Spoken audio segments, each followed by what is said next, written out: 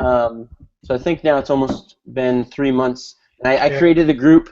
I created like that introductory guide to chatbots, and I created the Chatbots magazine publication on Medium all in the same day, which was either right after F8 or like the day after F8. So it's been pretty nuts. Yeah, that's pretty crazy. It's awesome though. Like I've had so many people reach out to me telling me that they read my guide on bots, and that's why they started a company, and like now they found co-founders through the group, and like they found investors, and they've like raised capital. Like it's pretty awesome. That's pretty unique. That's awesome. Yeah. I'm getting I'm getting an error. I'm gonna refresh. I'll be back in a second. Okay. Oh, actually, never mind. That fixed it. I'm still here. I send you the live streaming link as well. Let me look. Do you send it on email? No, it's the comment section on the Hangout. Oh. How do I even look at that? Oh, I see it. Chat. Okay. Got it. On the Hangout. Oh. Oh, there we go. Okay. And then, are you guys? Is this going up on VentureBeat, or like where else is this getting distributed? I'll post it in the group for sure. It's on YouTube right now, so on the YouTube channel. And but are you guys gonna like embed it on VentureBeat somewhere, or tweet it out or something? Eventually, yeah. You mean like okay? Awesome. Hello, John here. Hey, how are you doing? Very good, thank you. Sorry, I'm a couple minutes late, caught in traffic. That's okay. You were fixing your hair, weren't you? What? Does it look good? Completely understandable. All right, guys. It takes a long time to maintain hair like this. Yeah. So, question to all three judges: you guys have the VB Online Botathon ranking Google Sheets that's right in front of you, correct? In a moment. 1 second. Yes. Awesome. Same thing for you, Matt. I have it open. Correct. Okay, awesome. And just waiting for John. Waiting. I'm good. John with. So there's two Johns, guys. Just Two Johns. One with no H, so it's going to be a bit confusing. But one has hair, the other one doesn't. So easy to tell one from another. Perfect. And we live as well. Cool. And then how does it work? Is it 5 points?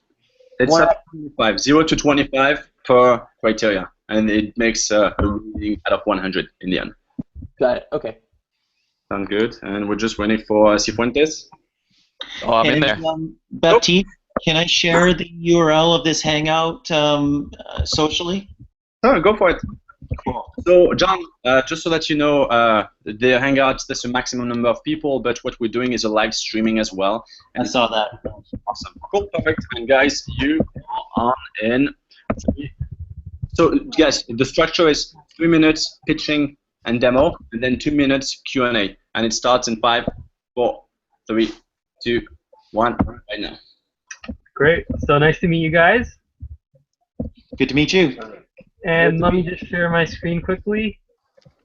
So you guys see it? You guys see it now? Yep. Yes. Quick bites. Great. So we've been working on Quick Bites, and it basically allows you to order food from right within Facebook.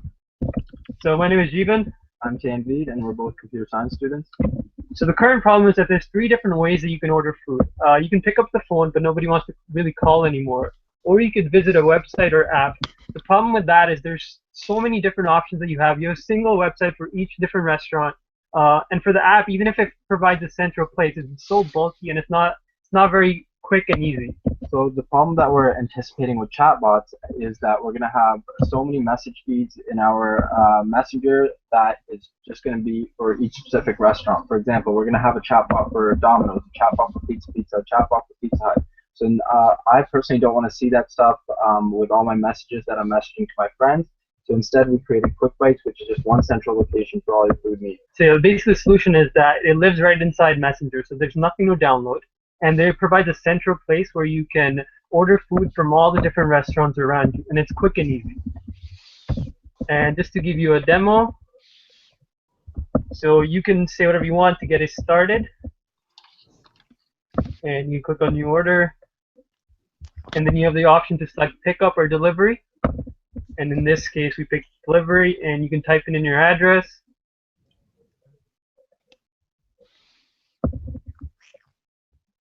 So yeah, this was the problem that I was outlining. So instead of having all these apps for each different type of food or each different type of restaurant, now we just have one central app where you can choose any type of food and any type of restaurants and just order from there. Right. So you can browse the menu and you can add items to your cart, as many as you like. And once you're ready, you can simply click checkout. And it will show you all the order details, so summary of what you have ordered and your total. And you can then confirm your order, and it will get dispatched to the restaurant, and so it's that easy. Awesome. Right on. So to just quickly touch on the business model. So right now what we're doing is we're charging 10% commission per transaction for each restaurant. And the second thing that we're adding is that we're going to have a placement fee for restaurants who want to place themselves higher in the search results. So yeah, so we're pretty excited. I think it's a very convenient way of what's out there currently, and it's a better way of doing it. And time. Perfect. Awesome. Judges, questions? Yeah. Questions for sure. So, okay, so one, I saw some restaurants in there like Pizza Hut. So I think my first question is, it sounds awesome. I would love to be able to order from one app versus multiple apps, but do you integrate with Pizza Hut, or does Pizza Hut integrate with you?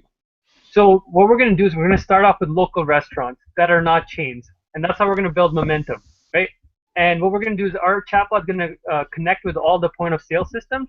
So it's essentially like if you get an order from your website, it goes to your POS system, and it's going to be the same different technology that we're using here. And yes, we're going to be partnering with all the different chains, so it allows them to order from each single, all the different locations that they have. Got it. What POS system are you focusing on first? Right now, we haven't actually developed anything on the back end. So we're still, right now what we're doing is, so we kind of hacked our way through. Every time, so I don't know if you noticed in the demo, so basically what would happen is that every time they would place an order, I get a text message on my phone with the order details, and I basically pick up the phone and I call this actual restaurant and place the order that way. So it's kind of just a hack to get us started, and once we build momentum, we'll hopefully develop it for the POS system so it can easily integrate with it. So when you're using it as a user, from a user perspective, yep. How does this compare to using the app? Is it faster? Is it slower? I'm just talking about one restaurant right now. Yeah, absolutely. So with an app, the problem with an app is an app I get the problem of having 10 or 15 or 20 apps or something like that, but just I'm ordering from Pizza Hut, you have Pizza Hut. Is it faster for me to order on Pizza Hut's app or on your bot? Absolutely. It's going to be faster because in the future what we hope to have is rather than buttons, it's going to be artificially intelligent. So it's almost like you're talking to someone. So all you'd have to say is show me the menu, and as soon as you see the different menu and say this is what I want, and it's done. Will you eventually be able to say something like, instead of going through the steps like I'm going down a phone tree on a phone system, get me a medium pizza from Pizza Hut or something like that? Absolutely. So it's going to be a single message. So with a single message, you can say medium pizza from this restaurant at this address, and it's that fast. And thanks, guys. Awesome. Thank you so much. Thanks, guys. Hey, thanks, Great guys. job. Great job. Hey, judges, can you fill out the Google Sheet, and we'll get to our next candidate, who is Future States, and he's already waiting. Baptiste, it's out of 10 on each of them, is that correct, or out of 5 on each? Out of 25. Out of 25. So I have 25 points between 4 categories? No, it's 25 each, and it's out of 100 total. So 20. Baptiste, why don't we do, it's a little easier to go 1 to 5. 25 is a little crazy. That works too. Okay.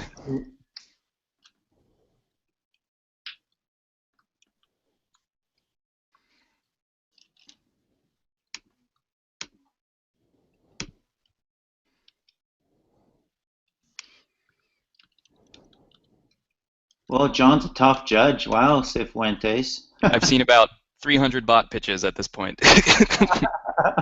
That's good. That's good. Awesome. Cool. All right, guys. So next up is Angelos with Future States. Andy, the floor is yours. That's fine. People call me Angelos all the time. Awesome. So the structure is that you're going to have 3 minutes of pitching and demo, and then 2 minutes Q&A, and I need to be really strict in terms of timing. Starting in 3, 2, 1, action. Okay, hi. As you mentioned, my name is Andy. I also was working with a guy named Sean, but he was unable to make it. He's going to see Rod Stewart right now, so it's much exciting. Can you guys see my screen here? Yes. Yes. States? Great. So that's me, Andy, on your right, and then Sean. I'm an entrepreneur. I've run multiple marketing technology firms here in Chicago. I recently sold one and got into the conversational space. Sean is an engineer, and he's worked with me on projects in the past. The problem that we started with was how can we make it easier for voters to surface relevant information about political candidates. So as you guys know, there's lots of information and there's lots of craziness that's happening in the 2016 presidential election. But from our perspective, it's still super hard to actually get meaningful information. It's kind of just lots of sound bites that are all positioning, massaging, misinformation, things that just distract instead of actually giving voters more information. So what we did is we approached that problem and used chat to try to make a way that we could have bots for individual candidates that would allow voters to have conversations with the candidates and just get the information that we wanted. So right now, what we have is just for the presidential election, but we think that this could be something that's interesting to highly contested congressional races as well. I've actually, for the past year since I sold my company, I've been doing political consulting, so I've been setting up marketing teams for candidates. So this is something that I've been talking to candidates about is using as a tool, and so it made sense to build it this weekend. So disclosures, I guess, we had some of the data sets already. We also used a platform that we've used for other projects just to help with the integrations with Facebook, stuff like that. We already had a logo, silly things like that. So I'll get into the demo. I didn't make a video. I'm just going to actually show you guys in here. So reset, start. So when you get in, you get a welcome message, so there's an onboarding. You can switch candidates at any time. We did this nice little carousel, so you can select candidates. And then when you go and you select a candidate, we'll pick Gary Johnson because I don't know too much about him until this weekend. So he introduces himself, and then he asks a series of questions. So the questions are meant for you to collect, or for if we're selling this to a campaign, for them to collect more information. So we can start to get polling database. So I'm going to say other. I'm not either of those. And so I'll get a response. Most people are in the middle. And then he'll continue asking me questions. Are you familiar with libertarianism? And we'll say not really. And so we also have the ability to throw in multimedia and videos. After this, I would get into an open-ended section where I could actually just ask whatever question I wanted to the candidate and navigate data sets from interviews and a bunch of other stuff that we pulled into the data sets. It took a little bit too long time there, but I'll time for you. And cool, thanks. Now we have question for you. How do you load them up with information? Is there somebody behind there, or is there a database of information behind each bot? So what we did was we used Mechanical Turk to go to interviews and videos and get full transcripts.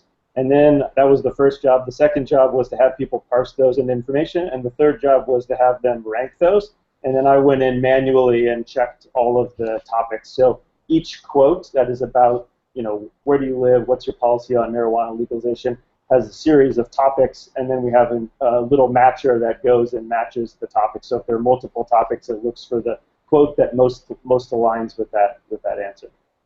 Andy, what platform did you use to build the bot? We used Ruby, and then we integrated it with Facebook, but we didn't use anything of the existing chatbot platforms. Just because the data set was so key, we wanted to be able to control that on our own. What would you say the goal of this bot is? So initially, it was just to make an experiment to make it easier for voters to be able to ask questions to a candidate, which I didn't get to that part, but you can just ask any open-ended question. Most candidates only care about one or two issues. They don't care about all of the bullshit that they're going to get on social and other things. So it was a way So have you thought through monetization for something like this, or is it? Next Thanks question. for asking. Yeah. Monetization, like I said, I think it's with the candidates. So I think that in the next 6 months, I mean, it's a limited window, but you could definitely approach candidates and sell this to them as a service and help them get the data sets up and running. Help people, know about volunteer event and events that are coming up. From my experience working with the Bernie campaign. Nice Time's up. Oh, go ahead. Time's up. Awesome. Thank you so much for your pitch, judges. Future states. Okay.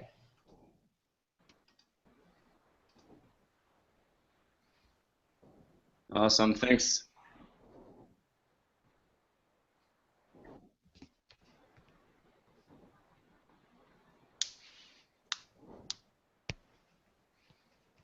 You thought that was really executed well, hey, John? Just to make it off the shelf like that? Yeah. Yeah, I didn't use a platform. That's quite interesting. I mean, but on the other hand, is he spending his time on the right thing? Yeah, well, I don't know if it's going to make much money, but it's a novel idea. I haven't seen Yeah. Guys, the next candidate is here, just so that you know. So we can No worries. Hey, guys. Hey, Plus, everything is being broadcasted live. Awesome. That's correct. it's all good. It's all good. Davon, can you unmute yourself? Devon's on mute. Devon, we believe in you. And But not for long. good, he's going to come back. This is kind of like the rest of my day, actually. This is pretty typical day for me. Awesome. I think we lost Devon, and That's all right. We'll get back on schedule then. Well, yes. I'm so lucky to be here. I was driving back. My son had a baseball game, so we got caught in traffic. Sheesh. Matt, where are you? Are you in the SF area? No, I'm currently in Orange County. Ah, okay, cool. I'm near Vancouver, Canada right now.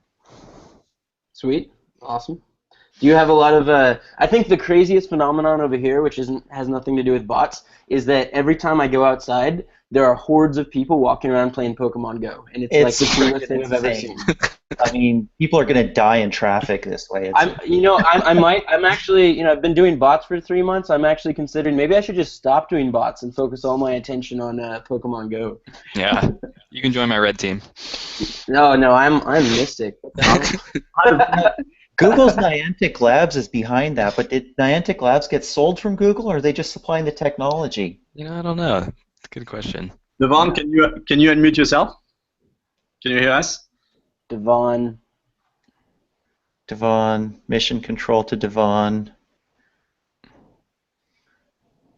Mission control to Devon. is it? I think it's time for questions. What does it do, Devon? What's it called? Zero. Devon, we'll put you at the end of after everyone if we can still have our judge time. I think Mike is already here. Mike, can you unmute yourself? Hi, can you guys hear me? Yeah, exactly. Awesome. So How's it going, Mike? Pretty good. How are you guys doing? Good. All right. Awesome. So Mike, just so that you know, is that Devon? That is Devon. Oh, Devon's in. Can you unmute yourself? I'm so sorry about this. Awesome. So you've got 3 minutes of pitching and demo and 2 minutes of judge questions starting in 3, 2, 1 right now. Okay. So my name is Mike, and my partner is it's Hal. He's based in New York, but he has a scheduling conflict, so he can't be here. So I'm here by myself. So anyways, we both founded a digital agency consulting business in New York City, and then we're helping a lot of customers building sort of conversational stuff. And then we're just getting into this bots thing, and we thought we would just pick out a hobby and then try to build something that's fun and interesting and explore the space. So I'm a diehard NBA fan, and I watch a lot of basketball. So what I found I'm myself doing is during the season, after every single day, like the second morning, I'll go to here, let me just share my screen here. I'll usually go to NBA.com or on Reddit or on YouTube and try to find just the highlights of what happened in the last night's game and all that stuff, because obviously I can't watch every single game. And so in the end, what we decided was we feel there might be something a little bit easier to solve that problem. So I think we sort of targeted that and built a simple bot just last week actually for people to sort of query just different highlights. So we grabbed highlights from APIs based on Reddit and YouTube and NBA.com, and then try to send that to people. So for example, if you just type Kobe or whatever, and then our bot will look up cool videos of Kobe doing all kinds of stuff.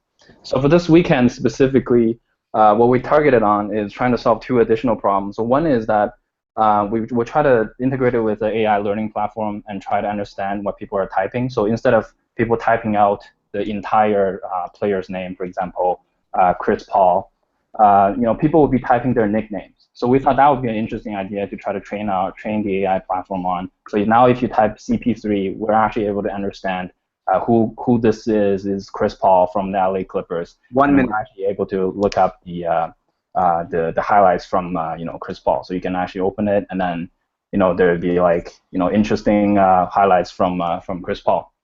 So that was the first problem. And the second problem we found is with chatbots, a lot of times is people are lazy. They don't really want to sort of proactively message you in order to get some highlights or get information out of you. So the second part, what we built this weekend, is essentially sort of like a mini version of push notification.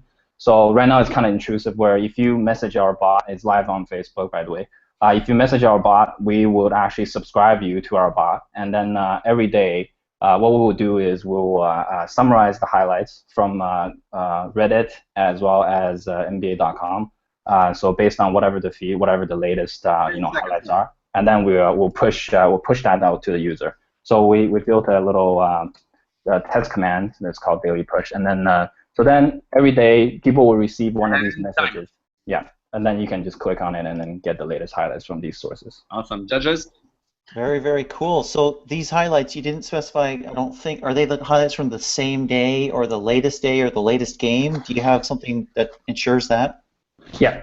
So when we hooked up to the APIs, we try to grab the absolute latest. So Reddit is a great source of information where we would grab the absolute latest videos. So our goal essentially is to, because people on Reddit actually are very, very serious about this. So sometimes the game, if you watch on TV, it hasn't even happened yet, but somebody else's feed is faster and they post the highlight, like a buzzer beater or something like that. So the ultimate goal is just to, whenever that is on, then we push it to people, so people don't have to be constantly refreshing the feed in order to get something like this. How are you going to deal with media rights and all the copyright issues with that's something we'd have to work out. I mean, right now it's just sort of a hobby thing right now, but I mean, we looked at the official NBA bot. I'll be honest here, it kind of sucks. It's nowhere near the recognition rate in terms of what we can do if you type nicknames or people's names or whatever. What's the NLP? What's the library you're using for the natural language? So right now we're using with.ai, which is actually part of Facebook. So we're building entities, and a lot of it goes into finding training sets, finding training information. So we're scraping the web for all the publicly available information, player names, all their nicknames, all kinds of things. We're scraping for those, and then. Would you consider licensing the technology to the NBA, the NHL, other leagues? Yeah, that's something we're definitely considering. So I think that's the initial plan, is just to build something that works and then make it work so well. So right now we pushed it out to Facebook, and we haven't even done any marketing. People are already using it. Granted, it's a small number of users, but once we get enough traction, we'll be able to push that out. Two questions. What is the next thing you're going to build into it? Because it seems right now it's notifications, and then how are you going to get people to use it? Yeah, so next thing, what we plan to do is as highlights are happening, we're going to try to push them out real time if that's what people wanted. So for example, I don't have time at night to watch 10 different games and try to catch all the highlights that I want, and I don't really want to do a second morning. So I would rather, if something crazy happens, I would rather that got pushed out to me and I can look at it right away. And time. Awesome. Thank you so much for your pitch. All right, fantastic. Thanks, you guys. Thanks, Mike. This was Mike, not Devon. Okay, yes. Thanks, Mike. And it's number 4, right? It's number 4. Hi. Hey, everybody. How are you? Hey, Devon. Hey, Devon. Good to finally have you in here. Thank you.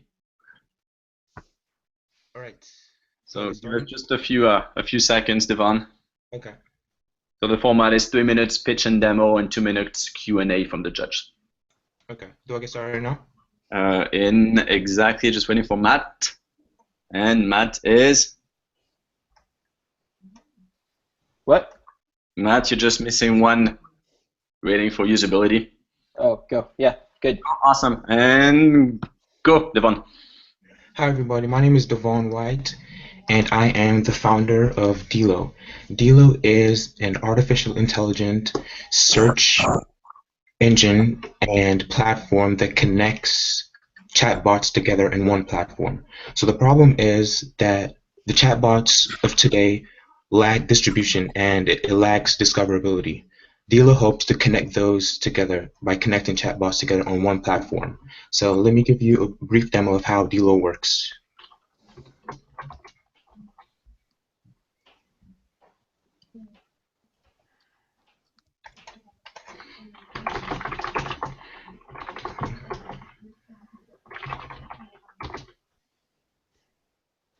As you can see, Dilo is connecting the Amazon chatbot and the Walmart chatbot. So it takes the query that you asked it, and it finds the best chatbots available on the platform and recommends it based on that query.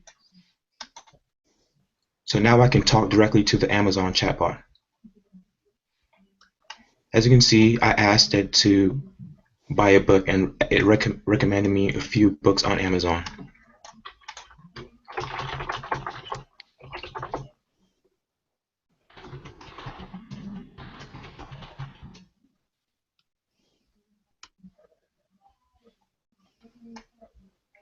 And if I click the link, it takes me directly to Amazon's network.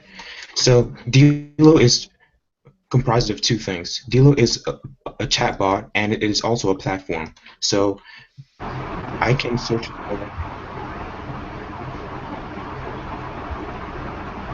Can you mute yourself?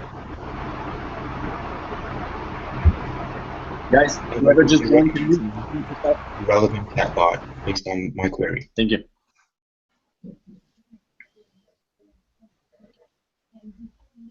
Awesome. Keep talking, Vogan. Yes, can you guys hear me? Yeah, Devon. Yes, now we can. Okay, so this is how also, so Dilo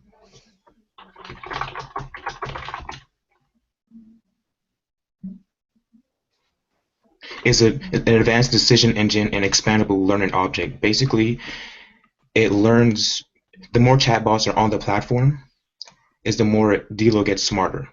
And Dilo can connect with any developer can come on Dilo and create a chatbot.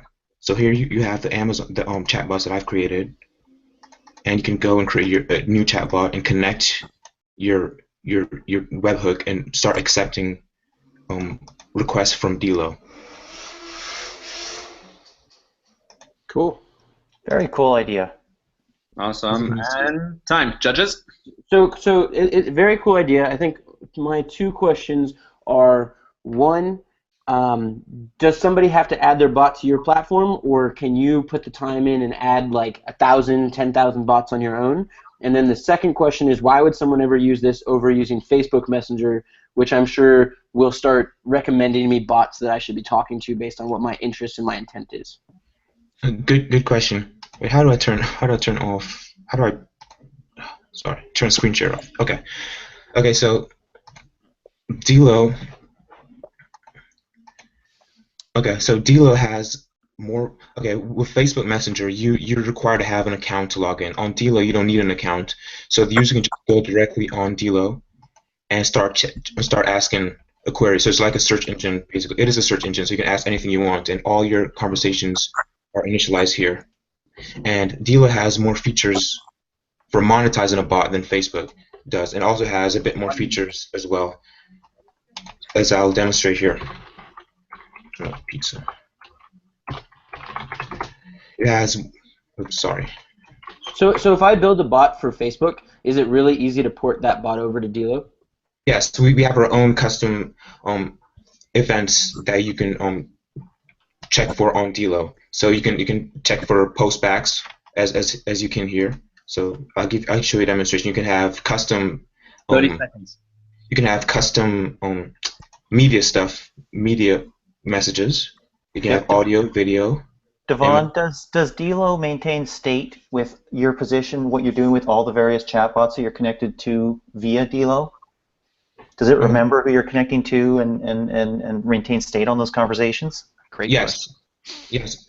The engine automatically creates a user on the page load. So whenever a user first arrives on the page, a user is authenticated on the bot, so it remembers who you are, and you can automatically go here and view your conversations from each bot you talk to. You can go and clear the messages, and you can block the bot automatically. So that prevents that.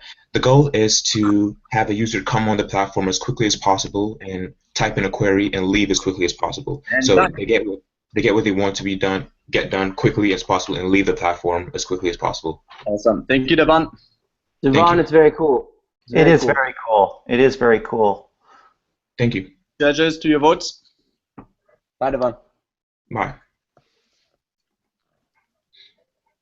All right. Exit. We seem to think alike, John. I'm catching that. Johns of a feather flock together. Sheesh, wow. John, you're looking very black today.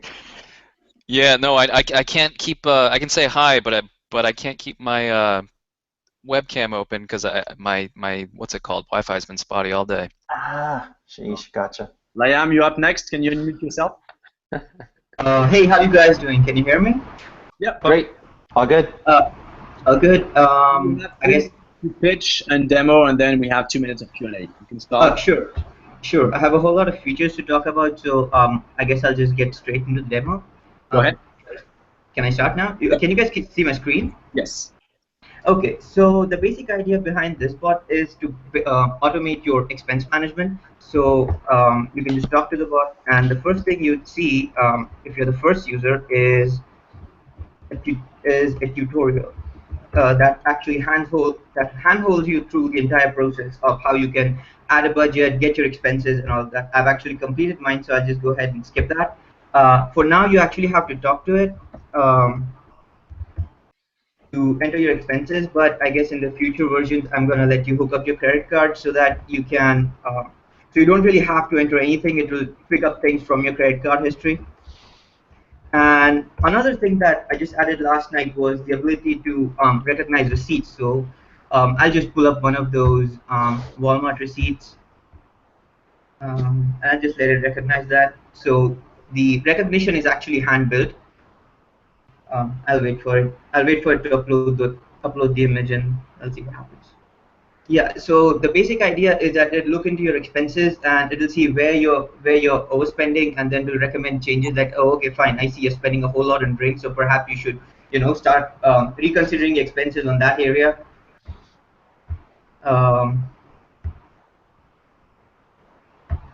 Yep, there you go. So it recognizes that it's Walmart. How much did you spend? 10. Okay, 10 on shopping. Expenses 2016. There you go. And another thing that I really paid attention to is adding persona to the bot. So you can ask it random things, say random things, and it'll even remind you to add your expenses. So coming to the monetization model, the monetization is that adding personal expenses will always be free, but the more corporate features will be charged for, such as sending your expenses over to the HR automatically. And another feature that I've been asked to add is being able to maintain business trips. So let's say between 1st July and 4th July was a business trip, so automatically the expenses between 1st and the 4th will be sent over to the HR for reimbursement. So those kind of features will be charged for, but it will be free for personal use. That's it. So questions? Yeah, super interesting. I've used Expensify and I used a couple other apps. Go ahead. He still has 30 seconds of pitch. Yeah, he said he wanted questions. Okay. Yeah, questions. Hey, I use Expensify and I take a picture and I forget about it. That seems easier than your bot. Am I wrong? You add a picture and you forget about it. basically you could do that with my bot too. You could just add a picture, forget about it. You can even ask it to email the receipts to you in an email on a periodic basis. For now, it's on demand, but I'm gonna make it on a periodic basis if you want by the end of the month. Or something that I forgot to mention was that it also does a whole lot of statistics. So it will look into your expenses and predict how much you're going to spend by the end of the month. What frustrates you about your bot the most right now? The most frustrating thing is that the skepticism that bot has, because you have like 60% of the people actually telling, bots are not going to work because there's like 300 ways of saying the same thing. You can teach your bot to recognize 299, but then if the user comes up with a 300th way to say it and it doesn't recognize it, then people are pretty skeptical about it. Let's get, no, it's not going to work. Did you say you built your image recognition by hand to understand receipts? That is correct. It's actually a combination of OCR and text processing. So I actually take the receipt, I OCR it. Whatever comes, it goes to goes to a classifier. The classifier picks it up, and if at all it gets misclassified, then you have quick replies at the bottom that let you reclassify the image. Right now, it just identifies the store it was from, right? Not the actual amount. No, and that's something that I think I'm not going to spend effort into, because if you take, for example, entering a check into, like, if you're depositing a check in a bank, the bank OCRs the check, but it actually asks you to enter the amount. So that's the basic premise. You enter the image, but the amount you actually have to enter it just for confirmation. So that's it. So Sorry, go ahead, John. I was going to say mint.com, I'm authenticated and encrypted, and there's a security guard walking around servers making sure no one is going to rob those servers. So how would you reduce the cognitive load that is entering in everything I buy on a chatbot versus something that just tracks it automatically? Have 10 seconds. Yeah, I said I'll let you hook up your credit card in the next version, but since it's a security hazard, I was just not rushing into it. I was building the features that go around it, artificial intelligence, image recognition, automatically reminding you to add your expenses and all that kind of stuff, but not really rushing into the security features of it. Very cool. Time. That's it. Thank you so much. Thank you so much for your time. Thank you. Thank you. Have a good day. And guys, this was so line number 8. Oh, 8. Yeah, John with an H.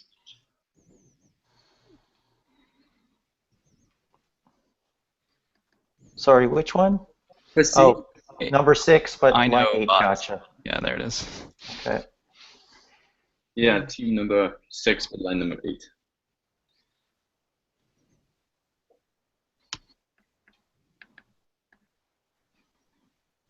Gotta say, I differ with some of you judges on this one. A lot of competition here. Up next is Liam. Liam, can you unmute yourself?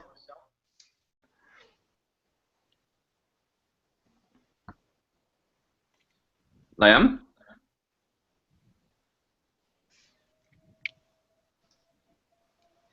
Oh, we're going back to Schoolbot? Exactly. Yep.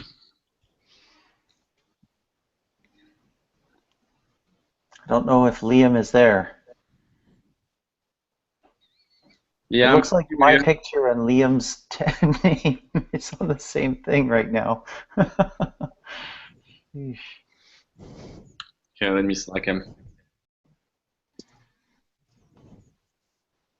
Yam, can you unmute yourself? Hey, there he is. Guys, we cannot hear you.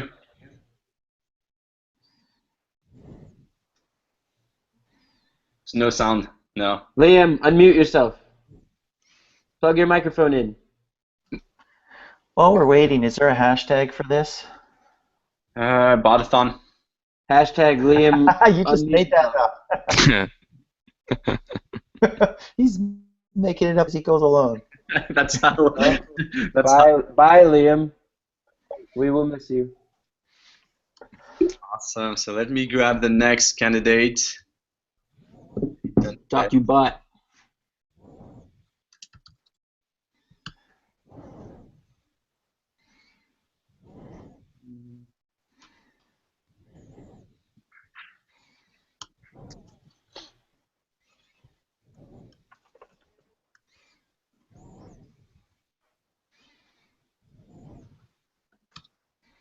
think Liam is coming back. I think we need a bot for how to use Google Hangouts. That could be just the dreaded MacBook Air that decides not to work with audio on Hangouts. All right, so Jason. Yes. Awesome. So welcome. There's going to be 3 minutes of pitch and demo and 2 minutes of questions starting right now. How to use Google Hangouts. Be just the dreaded MacBook Air that decides Do you guys see my screen? to work with audio. We see you. Yeah. Can you guys see my screen? No, Jason. We see you. We see Okay. face. So, Nice hat. Oh, okay. Thanks. Can you see? You don't see my screen? How do I screen share? Top left, there's a white arrow on the green screen. Got it. Got it. Green Okay. background, yeah. Okay. So let's see. Can you Okay. guys see my screen? All right. Somebody's Coming up. looping audio. I think it's John. Can you see? You don't see my screen? How do I screen share? You're Top doing left, it. there's a white arrow on the green screen. Got it. Got it. Green background. This Okay. is time travel. All right. So this is this is my. I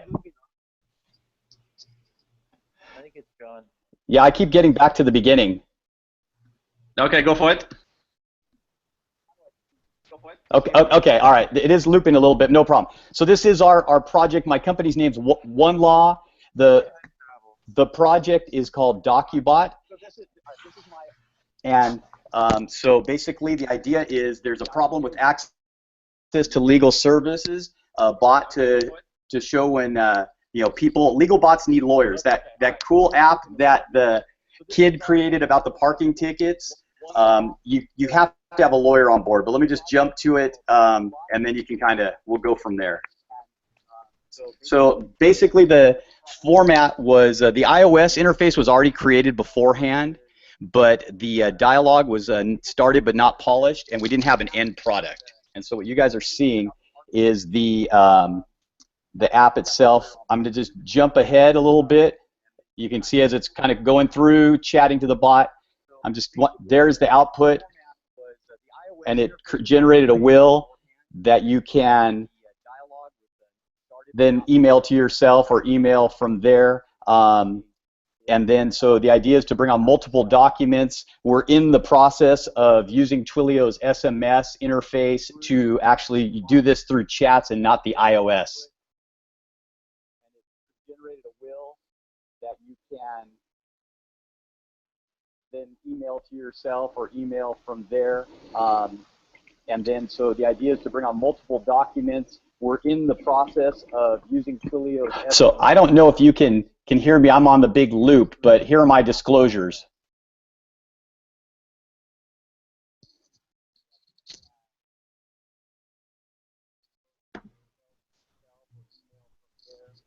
Yes, we can hear you. There is sort of a loop. I tried to mute everybody to get rid of it, but it's still happening. Yeah, and just let you know your ratings, the upgrade that they've made from their bots that was pre-existent. Judges, any questions?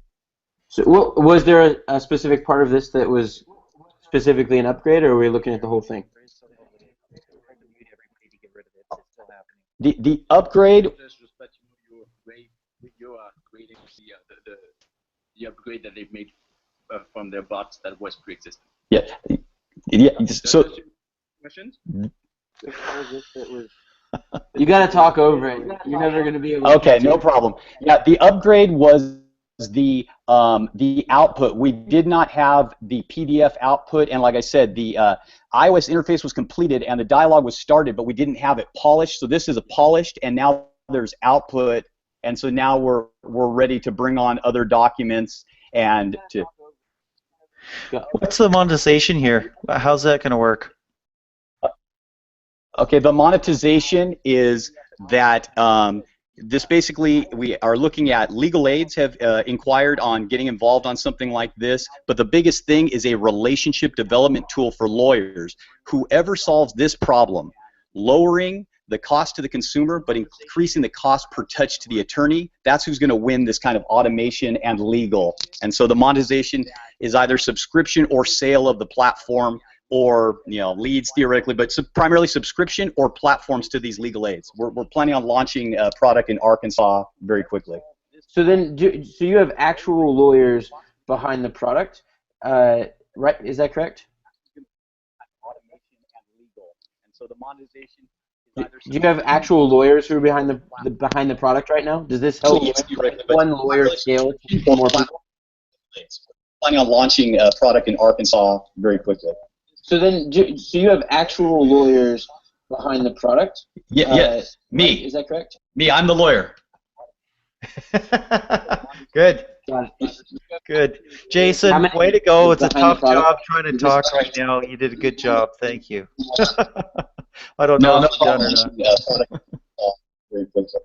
So then, so you have actual lawyers behind the product? Yes. Me. Is that correct? Me, I'm the lawyer. Baptiste, this is Groundhog Day about 10 times. Even funny the second time. Awesome. Thank you so much. Thanks, Jason. You did a good job. All right. I don't know.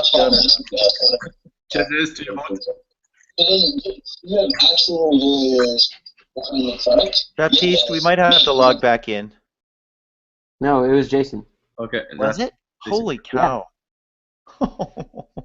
Wow. One. It was really tough to get the full sense of that. I mean, Poor he did guy, a good job staying alive there. This is tough. I don't know what he built this weekend, so. I think he also, rules. so specifically the thing he built is that it gives you a PDF. As far as I understood. I think that was the new portion. I think there's a big market potential. There's a lot of money spent on lawyers advertising their services. Yeah. I But don't know. specifically for the PDF though. Yeah. Okay.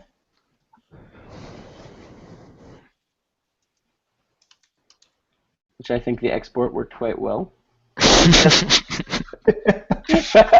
I know there's more to it. We just didn't get it, but Yeah.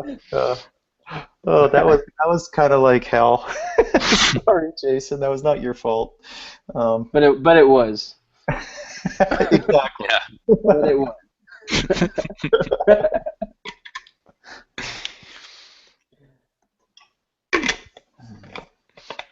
Boom. Have we got somebody else, Baptiste? Yeah, you've got another 15 people. If any of them is like Jason, we're just cutting them off at 1 second. Hello. Hey, I see somebody. Awesome. So I think that we have Babelot that's with us. Yep. Hello. Awesome. Perfect. Welcome. So you have 3 minutes of pitch and demo, and then 2 minutes of Q&A starting right now. Okay. Can you hear me? Yep. And sorry, let me just share my screen. Go for it. Hey, 10 points for somebody who knows how to use Google Hangouts. Nice. Okay, here we go. So I'm Morgan. I'm from Babelot, and we're building a chatbot for Shopify. My team here is Dylan, Nyla, I'm Morgan, and we have Mr. Blabsalot, which is our personality of our chatbot. The opportunity that we see here is that Shopify already has 275,000 stores. Currently, Shopify has just only weeks ago released a Shopify for Facebook Messenger, where customers going onto a Shopify website can look up on their purchases and track their purchases. And just recently, Shopify also acquired Kit, which is a CRM that helps entrepreneurs who manage Shopify stores manage their daily tasks. Now, you're probably wondering, okay, well, Shopify is currently doing something with Messenger, but the problem that we want to solve is create new channels from Facebook into Shopify with the self-serving chatbot that helps educate customers about niche products. So the demo here is right here. The great thing about this Shopify bot is that I can use any store that's on Shopify. So I can just input this store right here. Let's say shumi.ca, which is a Shopify store. And this, of course, would be on a entrepreneur side where they have a portal they can upload this. Then now I can view the categories. So let's say I was looking through these products. I can see the categories. Let's say I want some slip-on shoes. They look pretty nice. Let's add it to my cart. I can then in here view my cart and see what's there. let's say I want to shop more, and it takes me back to the top. Let's add a sandal. This one looks pretty good too. I seem to like pink a lot. And then right now, I'd like to check out. So here, by clicking this button, it'll take me to the Shoe Me store, where I can securely check out. Just to show you that I can upload any Shopify website, I'm going to restart the server and do it again. So let's try the Skull store now. Skull store right here. And right now I only have categories implemented, but it would be cool to have featured, where we have the most discounted products, as well as recommended, where we take the profile that the Shopify bot is interacting with and do some machine learning to recommend products. So let's do categories. And now we have whole new categories here from the Skull store. So let's say I want an antique and add that to cart. And time. Great. Judges, your questions. Question for you. A bot Sure. seems like a great thing for something where I know exactly what I want to do, and I want something to go out there and do it for me, execute on it, get me a ride, get me a pizza, whatever it might be. Shopping seems to be a different kind of activity. I know I want something, but I'm not quite sure what. How is this a better experience to shop for something rather than execute something? Yeah, that's a good question. I think that in the future, building in frequent answered questions into certain products would be really, really nice. So instead of just going onto a store where I'm shopping by myself, I feel like I have a friend from the actual store that I'm interacting with, where I can, ask a question and it'll respond immediately, versus having to wait let's say I send an email to customer service and wait, a day to get a response back. How do you make money? So Shopify has a marketplace currently, and it's very popular, and the best way to do it is to start with the freemium model, where you get the people to try the application. And so this would look like a two-week free model, and then you move into on a SaaS-based subscription. How much do you think you're going to charge for it? Because of the ease of implementing, I would say about $7 a month as a start, and then you could have other features, kind of like I said about the categories featured or recommended. You could start with categories being free, featured being another plus, where you can send promotions with notifications, and then finally recommended would be another tier. How long have you been working on this? We've just been working on this for the last day and a half. We are a chatbot company. We're exploring the best use case for chatbots in several areas. We started with rental property managers, looking at colleges, and now we're looking into e-commerce and Shopify. Have you guys raised capital? No, not at all. And we're actually based out of Waterloo, Canada, in an incubator called Velocity Garage. And time. Awesome. Thank you. Thank you, job. guys.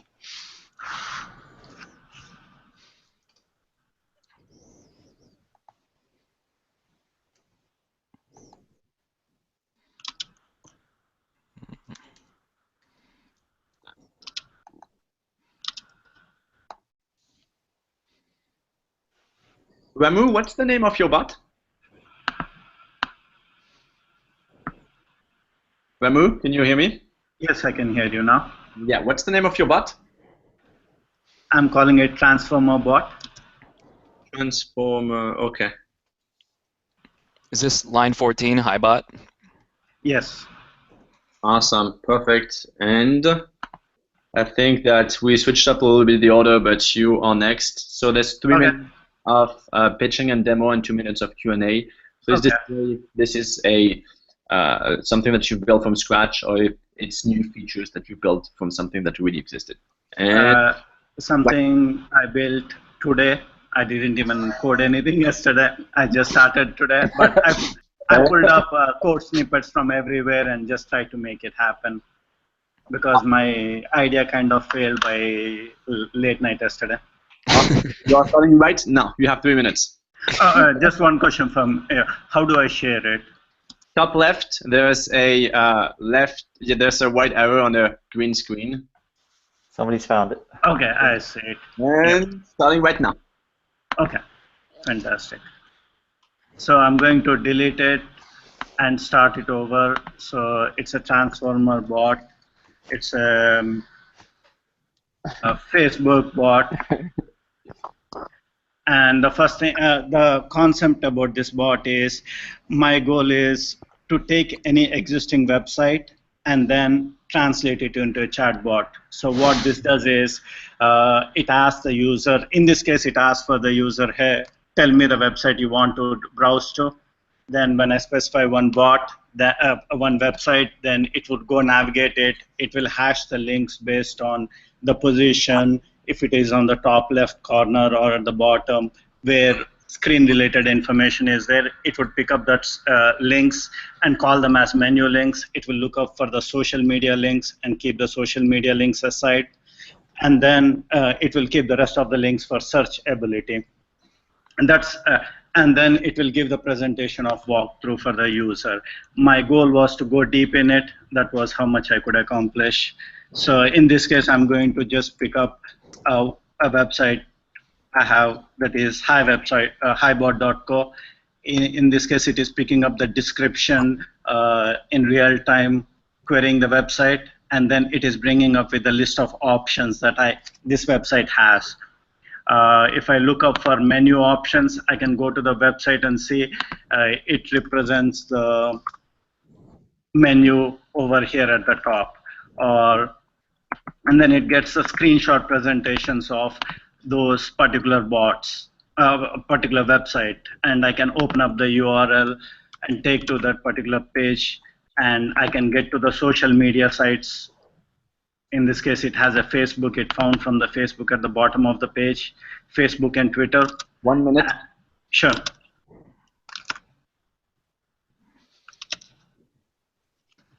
Can you, okay. I got it. I wasn't sure. And then I can search for, say, any particular thing on it, say bot. It would say no results found. Okay, I can go back to the top. I have command set instruction, and if I type in hi, it will take me to the beginning where I can change a website. And in this case, I can okay, VentureBeat.com. So it will go to the VentureBeat.com. It will look up for the menu there, and 15 seconds. It scrolled over, and then it has the same social media stuff, and I can search for any particular thing on the page, Microsoft, and it looks for all those sites, and I can randomly put any website, and that should be just fine. Awesome. Judges, your questions? Yeah, who is this for? This is, in this case, I built it as a general thing, but my goal is take to any company and say, hey, you have an existing website. I will hook it up to your website. It will crawl your website and give you the information content for your website as a chatbot without not having to do anything for you. So you're going to pitch this as a very, very easy way for businesses to create a basic chatbot. Basic chatbot. Hey, you get you specify. Once you specify, we just set up to your page, and you have a chatbot of your website, and it keeps continued with your website because we are crawling your website and getting the data. I think you have something that could be very interesting here. I think right now it's not exact. It makes me think of Seinfeld when Kramer would pick up the phone and his phone was for like the TV or movie listings. Why don't you just tell me what you want to see? It's like I think there's something you could do that's cool here, but I don't think it's there yet. 15 seconds. Yeah, I'm trying to think if this is like a developer tool. Is there an interesting way that you could sell this as a service? I'm trying to think what the service is beyond crawling a web page, because there's a lot of services for that. Right. It is the concept is it's somebody to have a chatbot presence and organize. The core would be actually organizing the structure in a way that would be much more interactive. So that's where the strength would be. And time. Awesome. Thank you for your pitch. Quick test. Can someone hear me? Yes. Yes. Thank you. This is Schoolbot. So this works. Give us just 1 minute, and the judges just need to fill in the Google Sheet. Oof, John. I think there's something that could be really interesting there, but I right agree. now it's not it. I mean, if you want to just give the website, somebody will just go to the website. The chatbot has to be different. The interesting piece could be, I mean, I get my news from TechCrunch right now when I get stuff from TechCrunch via chatbot on Messenger, and I think this could be used for that, but it's not there yet. It's not there yet. Your previous employer. I think that we have Liam is back with us. Liam from Schoolbot. And it is working. Awesome. So you're going to have 3 minutes to pitch and demo your bot, and then 2 minutes of question and answer from our. All right, sounds good. Starting right now. All right, so I'm Liam McKinley, a rising high school sophomore in Virginia, and I'm going to tell you about Schoolbot, which is our bot for students using Google Classroom. So I personally had the experience of using Google Classroom for a little bit over 2 years now, and I have to say it's great. Every year, the number of schools and students using it is growing, and over 10 million kids are already on it. It's a very web-centric experience, and even though it has a mobile app, the app's penetration is limited. We think a smart, intuitive bot that interacts with your Google Classroom makes a ton of sense. Over 88% of kids have daily access to a smartphone, which is way more than the 57% with reliable home internet connections. That mobile access statistic includes lots of lower-income households, which is important to us. So Schoolbot lets you see what homework you have, lets you easily talk to teachers and your class, tells you your grades, and we have a lot more planned. So let's see it in action. So.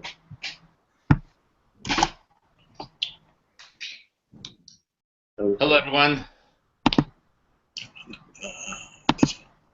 Hi, can you hear me? All right, so yeah. So here's just some frequent stuff that I worry about during the school year. So some frequently asked questions, sample questions. For example, do I have any algebra homework tonight? And it will give back the response right there. Also, what did I get on my last algebra test? And it will tell you the grade. And what is my grade in algebra class? And it will tell you. Also, who is in my English class? And it will give you back a list of people and their emails. So all you have to do is click on the link, and you can easily compose an email to them. You can also say, email my English teacher, and it will give you the same link for the email. And then you can also ask it to post stuff in your classroom, and it will do what you ask. And also, yeah. So personally, I just love the way that bots are focused on creating conversational interfaces. And our goal at Schoolbot is to create simple, natural ways to interact with your Google Classroom. And we have more functions planned, and we're looking to launch this fall for the fall semester. And thanks for letting us be part of the Botathon. Any questions? Great job, Liam. Thank you. Very cool, Liam. What platform did you use to build that bot? The tech stack is a whole bunch of different things. The parser is with AI, which we still have a scar tissue from. The Google Classroom API is used for simple data requests. The API is pretty limited, though, and so we actually use Selenium to access the full web interface for students, and that lets us do the fancy stuff like grade retrieval and emails and posts to threads. Because this is related to students, we use a pretty secure approach. We use two-factor security, associating the inbound phone number with your account, and also using your Google Classroom credentials. We also have you set up a PIN for an optional level of authentication, and just like 90% of the other people here, we use Twilio for our SMS service. And then are you selling this to schools and teachers? We kind of have a freemium business model here, and the free version, SMS costs money, so it has a limit of how many messages per month, and it has base communication and inquiry functions. And the premium version is going to have unlimited SMS, and some additional functions might be like simple to-do task management, push reminders and alerts. For example, I noticed you haven't submitted your English assignment tomorrow, and it's 7 o'clock. I'm going to give you a reminder. And it can also have a grade advisor. For example, you can ask it, what do I need on my next math test to get me up to a B, and it will do the calculations and give you a quick answer. So you're selling to students? You're selling to students? This is direct to students, not to schools. Is there anything people currently use for this? The website that is Google Classroom, and the app, but the app has pretty low penetration. It's ranked about number 400 during the school year, according to App Annie. So in order for a student to use this, with all their data actually accurately synced up. Who do you need to convince to use it before that? Do you need to get the teacher on board before the students can use it? 30 seconds. No, you don't. You just have to use your student credentials, and you have permission to. It's your data, and you have access to it. As long as they're using Google Classroom. Yes, this is all about Google Classroom. Have you guys raised any capital for this? No, we haven't yet. But we'd be happy to talk about it. Have you considered selling it to a school instead of students? Yeah, That's too hard. for sure. I think we'll learn in the fall semester. Selling to schools sometimes is a difficult thing. Sometimes it's better to be viral. Or an ad-based model with students? 3 seconds. Yeah, there's a lot of sensitivity around advertising to students, and that's why we're trying the freemium approach. Awesome. Thank you, guys. So this was Schoolbot. Awesome job. Liam's dad, Very cool. send me an email after this. Which email should I send it to? I'll connect with you. I have your information. Got it. This is Schoolbot. Okay. Do we have Sales Racer lined up? Hi there, this is Lorenzo Carver. Awesome. Give us just 15 seconds. Oh, take your time. I'm having some difficulty anyway.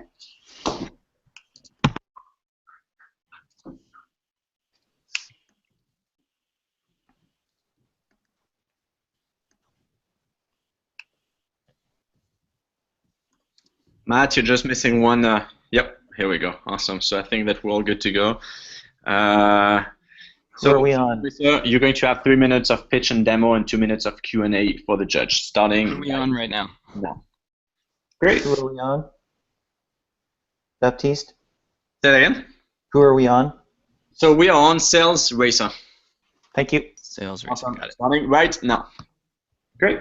Hi, I'm Lorenzo Carver, and we're sharing Sales Racer with you today.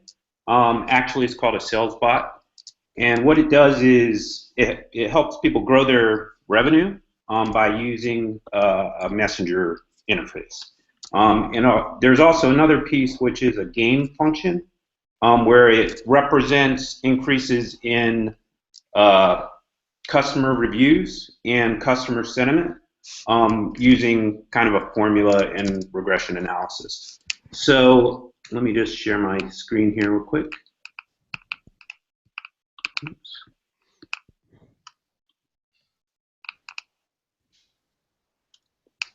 Right.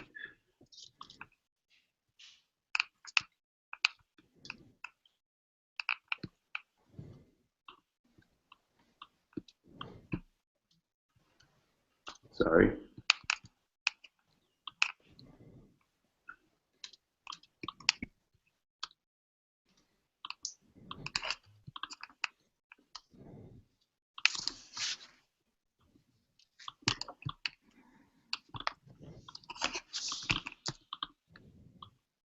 Do you know how to share your screen? I'm having some difficulty sharing my screen.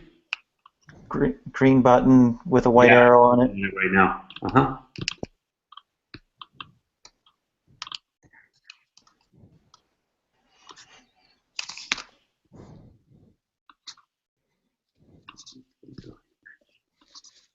Do you want to walk us through or just talk about it? Do you have another? Yeah, sure, absolutely. Yeah. So basically, what you do is, and actually the bot is live now. So if you search for sales bot on Facebook, it'll actually let you interact with it.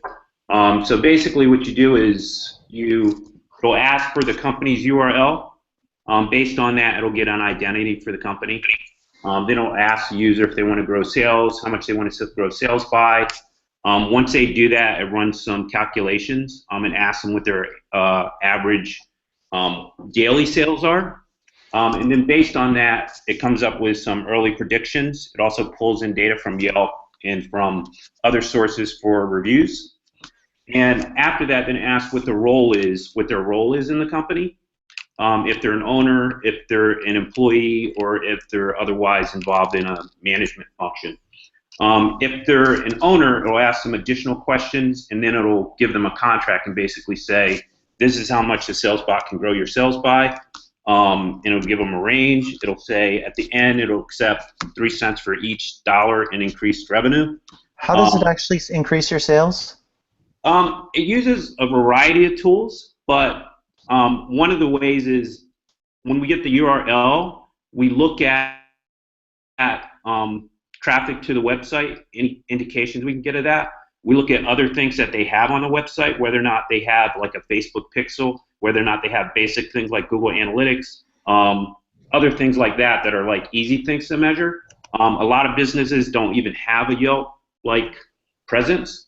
So those would be like small, like easy examples. But the main thing that it does in the context of what we're demoing today is if the company has employees, it uses the Messenger platform to get a temperature of their interactions with customers on a daily basis. So it asks, how many customers did you see today? On a scale from 1 to 5, how would those customers rate you? Did you have any really bad experience, any really good experiences? It takes about 40 seconds for them to answer those questions. And then it gives them points, either silver points or gold points. While it's getting the employee measurements from day to day, it correlates that with changes in the all 9 reviews for the company, right? And based on that, it's building a model.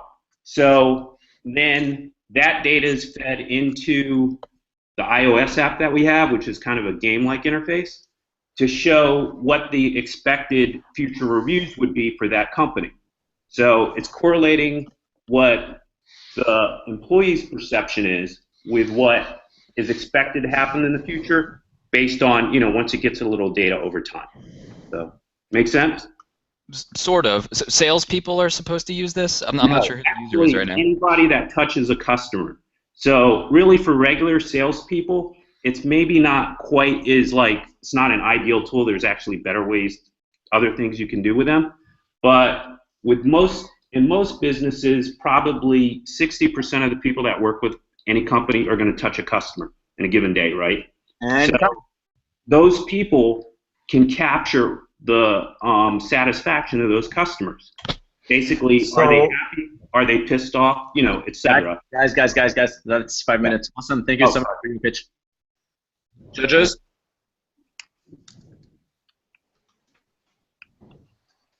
Hard to judge execution right now. Yeah, definitely. Sorry. Yeah. All right. Thanks. Awesome. Thank you. And next up is Guacbot. Hey guys, can you guys hear me? Yeah. Yes. Just a few seconds. We're just finalizing a few things. All right. Let me just share my screen. Somebody who knows how to share a screen. Thank you. Extra points. Boom. Awesome. So the format is 3 minutes pitch and demo and 2 minutes Q&A from the judges, starting in 3, 2, 1, right now. Right. Hello, everyone. My name is Felipe, and this one right here is Antonio, my co-founder. And we both want you to meet Wackbot. Wackbot is a Slack bot for food group. Wackbot it's a bot for Slack that makes food group ordering fun, super convenient, and fast. But who's Wackbot? Wackbot is an avocado from California, and therefore he has this Venice Beach, San Francisco way of seeing life. For example, on a rare sunny day in San Francisco, you might see him at Dolores Park, but also when it's time to work and deliver your food, Wackbot gets shit done. Just like Slack turned out our black and white work environment into a confetti party, Wackbot turns food group ordering into something you want to keep doing because it's fun. Wackbot's huge advantage is that he lives in Slack. And you and your team use Slack every day. There are 3 million daily active users in Slack, and they all eat. Today, to make a group order for lunch, you have to use one of those mobile apps that they were actually meant to be for individual orders. Go to a website, or you can go to a website, or you can start an email list. Not something anyone wants to do. So let me show you how it works. This is how the website is going to look. You're going to click in the Add to Slack to add the integration.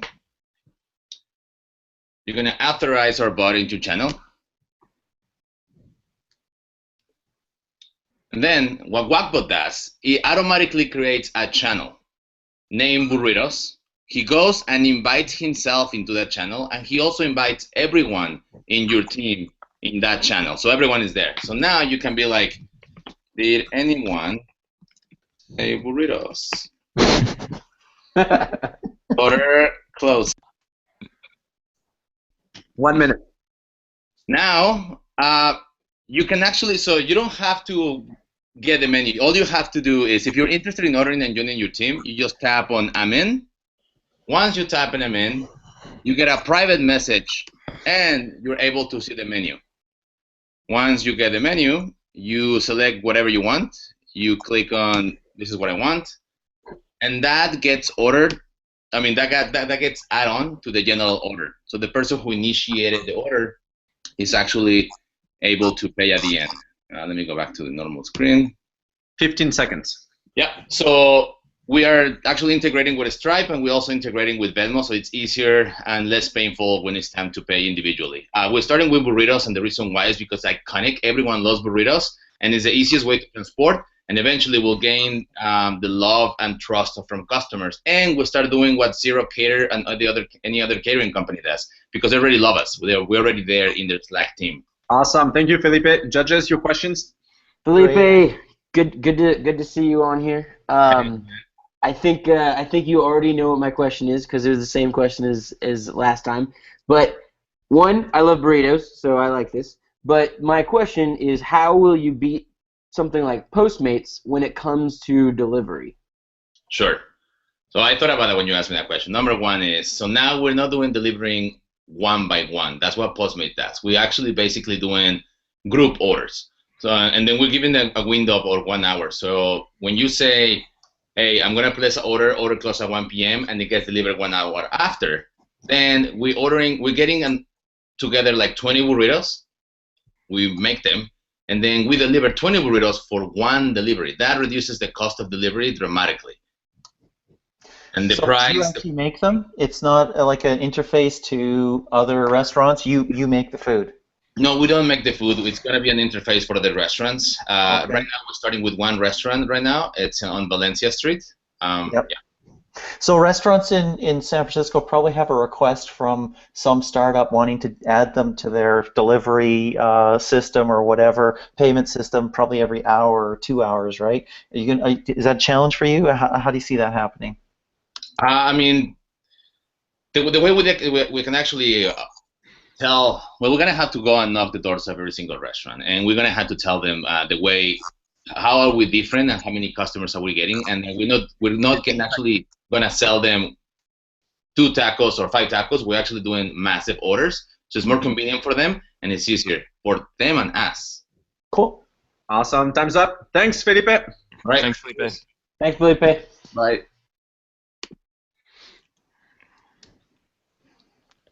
I wish we could use that bot right now. Yeah, I'm a little hungry. Come on, Baptiste, what have you got? Yeah, where are the snacks, Baptiste? They're right here in San Francisco. If you guys want to join me, Holberton School.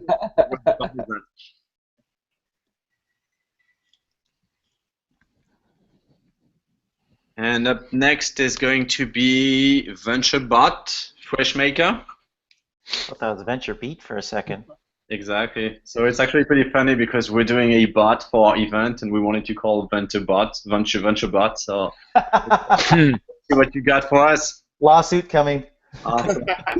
Hi guys, how are you doing? 3 minutes, good. 3 minutes of pitching and demo and 2 minutes of question. Starting right now. Okay, sounds good. Let me share my screen. Entire screen. Sorry.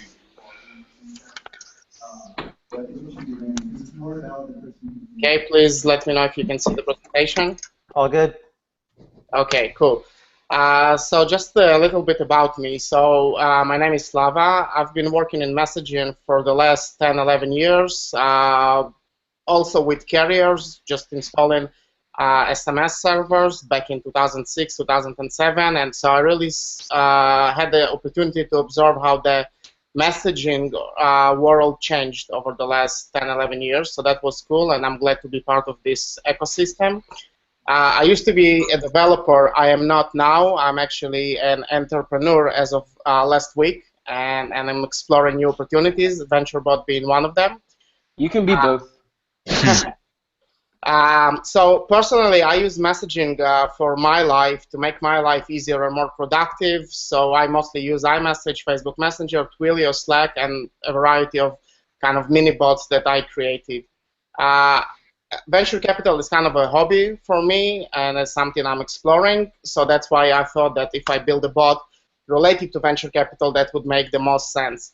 So basically what I've done is I started playing around with the Crunchbase API.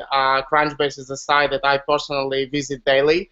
And I thought that, Slack is not only for developers, it shouldn't be only for technical, team members. It can be really useful for analysts, venture partners, etc. And if Slack becomes that hook point or that ecosystem for talking about companies, investments, CEOs, etc., it could save a lot of time, and it can make those workflows of deal sourcing and analyzing, doing due diligence.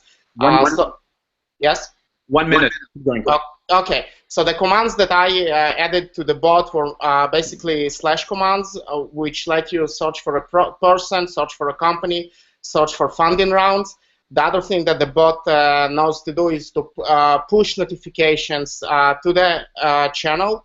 So I'll quickly show you how the bot works. Let me share my entire screen, or I'll actually share Slack. Okay, so for example, let's say I'm inside of a channel I called Venture Capital, and I'm going to run a slash command, and I'm going to call it Crunch Funding Rounds.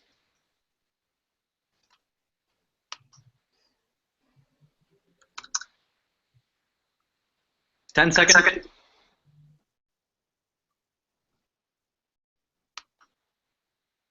And address your questions. Yeah, Who will so buy here, this? information Or pushed who here, needs so this? you can see the latest funding rounds based on the criteria I'm interested in. Sure. Who's your intended user? So definitely venture funds, both small, big ones, possibly family offices, angel investors. I think AngelList can be an interesting partner, and sites like Crunchbase, VentureBeat, and others possibly. Is there a monetization model that you've got in mind? Well, I come from the enterprise world, so I think that probably charging a monthly recurring fee, on a license basis or maybe on a usage basis. I looked at the Crunchbase pricing, and it starts at $9.99, and it goes up as I think around $5,000. So definitely not something like that, but probably a few tens of like $50 or $40 a month, probably per analyst or per associate or partner. So it's data they can get anywhere else. This is just a different way to get it. Is that correct? For this specific implementation, it only works with the Crunchbase API. Moving forward, the other thing that I'm thinking of is there is a company that was purchased by LinkedIn not too far ago. It's called Connectifier.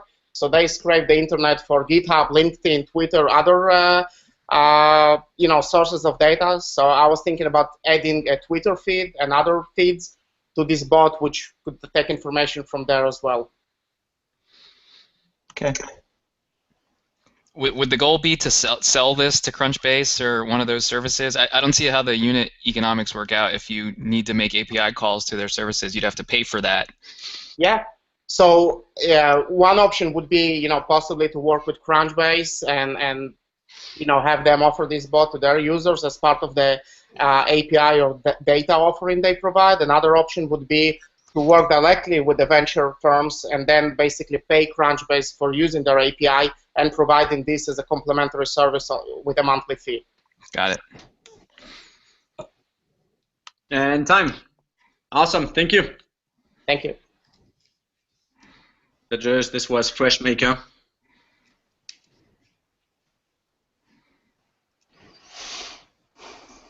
Whenever there's a new platform, there's a lot of desire to just sort of, oh, what can I do that I currently do with this new platform? But there's some things that the new platform are good for, and some things that it's not good for, and finding that is where the winners come in. That's a general comment, not in relation to any previous. I would generally agree with that general comment. Our scores generally reflect that. Awesome. And up next we have Vin, number 18, good cop, bad cop. The floor is yours. You have 3 minutes to pitch the judge and demo, and 2 minutes of Q&A, starting right now. Vince? We see you, Vince. Can you hear me? It's hosted on IBM Bluemix, and we integrated Facebook, Motion AI, Messenger, and in the back end, we're using Watson Tone Analyzer to classify the responses from the community that that data is going to be used we're going to collect 9 months worth of data to obtain a profile of a cop that has a positive relationship with the community versus one that doesn't. What are we doing here? How's that?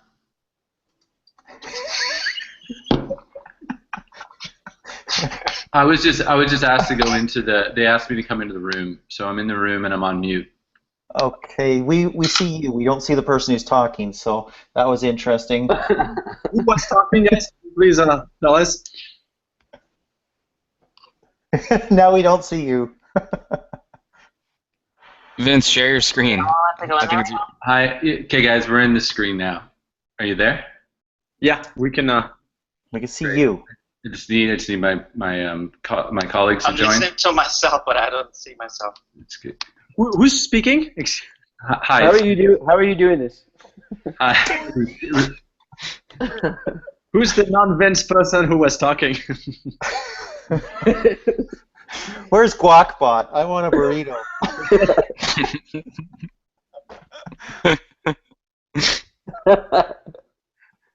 Oh God, more are joining. Baptiste, take control.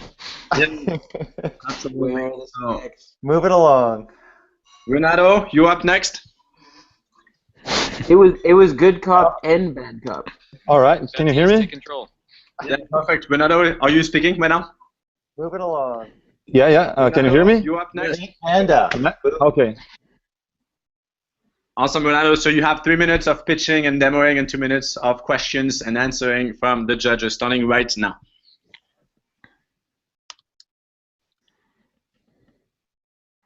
As in right now? Yeah, you're muted right now, dude. And answering from the judges, starting right now. All right. 1 second. As in right now?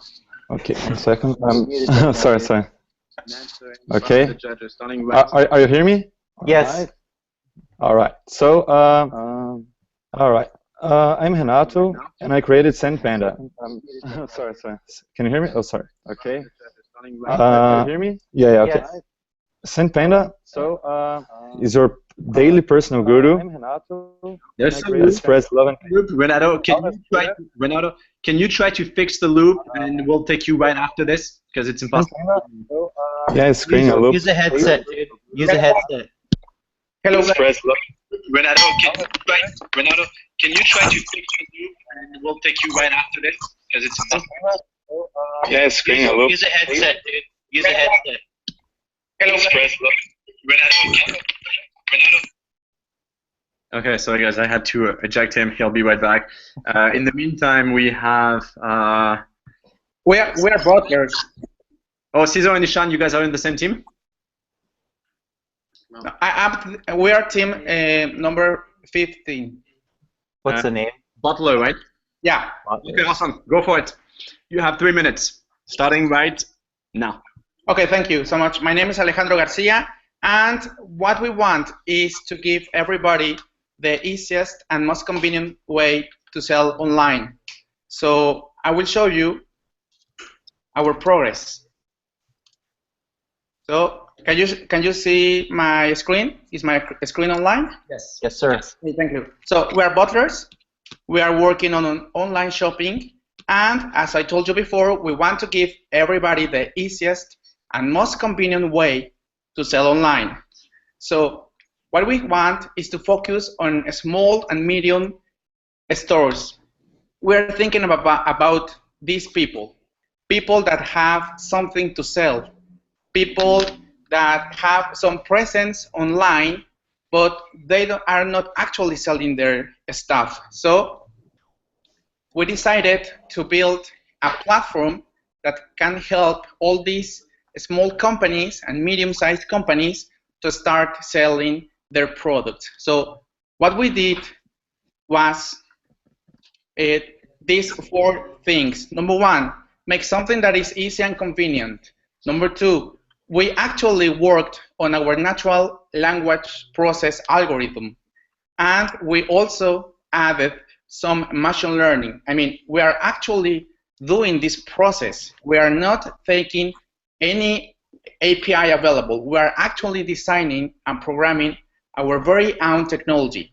Of course, we are taking the best of the lectures and information that is already available, but we are starting to make something focused on the people. So our bot actually has a fluent conversation, and this is for everybody. I mean, it's for ordinary people just as you and me, not for developers. So let me show you the bot. This is the bot that we have online now. This is for selling beers. So if you want a beer, we have this. This is the bot saying hi. I will say hi. You need to pair up with Guacbot. Yes. In Spanish, so I will say that I want 40 seconds. 2 beers. It's asking me about the brand, so I will say Modelo Light. And then that I want a Lata. So it asks me if I want to add something else. I can say yes. So as you can see, we are working on our own programming. So you can see our code here. You can see our processing and everything that we are doing so that everybody can have a solution. I mean, this is for ordinary people. This is not for developers. We are making a bot that will actually sell their products. And time. Okay, question. So I personally really like the idea of anybody that's trying to help businesses get their own bots and make more money. I think that's great. But I think it's really difficult to get a business to create their own bot. So you showed us what the bot looks like once it's completed, but what is the process for a company to actually put together their own bot? So like a bakery that has 2 people working there, what does it look like for them to create a bot? That's a great answer. And we're thinking about people that are over 50 years old. I mean, the normal people. So the only thing that they have to do is to add their products. They upload a picture, the price, and the title of the product, and that's it. Our method and our algorithm actually understand, and it knows how to sell things. So it will make it by itself. Now, our algorithm can sell anything that people have for eating. I mean, it can sell drinks and chocolate or cakes, anything. And then we will start selling. And then where does the payment processing take place? Excuse me? Where does the payment processing take place? Where does the money get exchanged? Well, that's a good question. What we will do is that everything will happen in this final application for customers. So when somebody select a product and buy the product, we will have a 5% commission. So we will give the money until the person actually receives the product, the final product. What platforms will you launch on? We will, for customers, this will be like an iOS and Android application. And for the people that will sell things, this will be like a website. Okay, so do you think that people, how are businesses going to convince people to purchase baked goods through a bot versus coming into the store like they're used to, or going online to their website like they're used to? Yeah, that's a good question as well. Well, number one, we believe that most of the customers will be millennial. I mean, these people that love to use Messenger and that love to use conversation to start a conversation. Second, this is something that will be even easier. I mean, we don't like these websites with big pages of products, and that is very difficult to find something. We want to finish and close the deal, close the sale within 4 and 6 conversation. This bot actually is selling things, and it will be like, as you know, something that will be selling every day, 24/7. Time's up. Awesome. Thank you for your pitch, judges. Thank you. Good stuff, butlers. Thanks.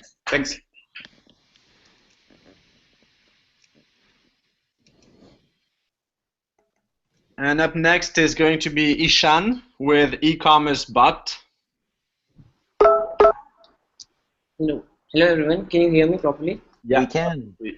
And so there's going to be 3 minutes of pitching and demo, and then 2 minutes of Q&A starting right now. So hello, this is Ishan from Mock.ai team.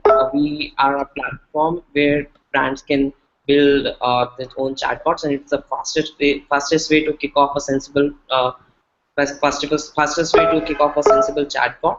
So the latest paradigm shift in the chatbots, and the major contributor is a term called a term that we say conversational commerce. So we decided on making an e-commerce bot, and the platform that we chose is Shopify to harness all the stores that the vast majority of stores that are there in the Shopify. So let me quickly share my screen and show you the demo of the bot that we have. So here it is. Okay, so firstly, what we realized is the bot should have a personality of its own. So you should not feel like you're chatting to a machine. So what we have done is we have integrated some persona in the bot itself. So you can type in how are you and stuff. So the bot does some chit chats, So the second important thing that we realize is the chat conversion is going to be majorly on mobile, and then people are going to use slangs and stuff. So what we have done is so suppose this creative store, it sells notebooks and scrapbooks and journals. So you can type in I'm interested in in the slang language, and it would actually understand it that it is that the user is interested in buying notebooks. The other important thing that we feel is the brand has to take a lot of effort in internationalizing its business. For example, in India only we speak a lot of languages, so it becomes really difficult for the brand to, because he cannot cater each and every language. So what we have done is, for example, let me take an example of Hindi. So this thing in Hindi, it says the description of the third product here. Okay, so he types in this text in Hindi, and you should notice that the whole experience got transformed into the language that user has chosen. So the whole thing, and it is really important for example, you have a business in US and you want to extend it to Europe. You don't want your services, you don't want to customize your services for French, for Spanish, etc. So this will be automatically done through translation. And now we want to go to probably the variant, let's say. So we want to see the variants of this thing. So the experience will be in Hindi till I tell the system to go to switch back to English. So this is a command, English. So this will switch the conversion again to English. And suppose I want to see more, and the conversion again shifted to English. I can add this to my cart. And time. Very, very interesting. Thanks for sharing that. Question for you: isn't WhatsApp much more popular than Messenger in India? Sorry? Isn't WhatsApp much more popular than Facebook than Messenger in India? Yeah, but the problem with WhatsApp is that it doesn't have its API exposure. Yes. Yet. Yes. Yeah, and the plans are there. I could not show you a whole demo. I'm sorry. There are additional filtering capabilities. So we take into context the filter. So suppose you Can't quite hear you, but I guess my question really is, what platforms are you launching on besides Messenger? yeah, so we have a platform, and then it will be omnichannel. So we just build a bot through our platform. It will be deployed in Facebook, Slack, Twitter, etc. Okay, cool. So is this a way for someone to create a bot for their Shopify? Is that what you're focused on? I think we lost him. Yes, sorry. This is the bot that we have made through our platform, and this is for Shopify. We can just have it in the Shopify store, and people can install it. This is just a demonstration of how powerful the platform really is. And we have several other bots made through the platform, and it's for the brands. It's actually for B2C business, and brands can engage more and get more through chatbots through a platform. Is there a human component when the bot doesn't understand? The other thing that I was going to show you, sorry could not get time, is the human fallback thing. So we have to admit that AI cannot be 100% sure every time. So once the AI system does not understand stuff, it assigns the message automatically to an agent sitting on the other side. And time. Awesome. Thank you for your pitch.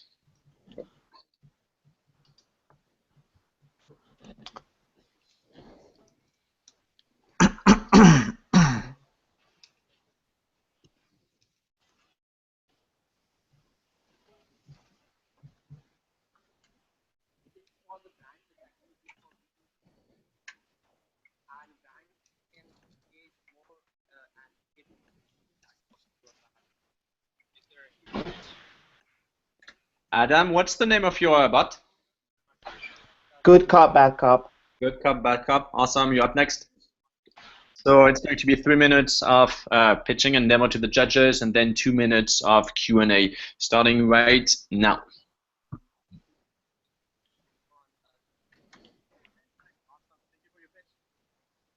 Go for it. Okay. I need to do a screen share first. And let's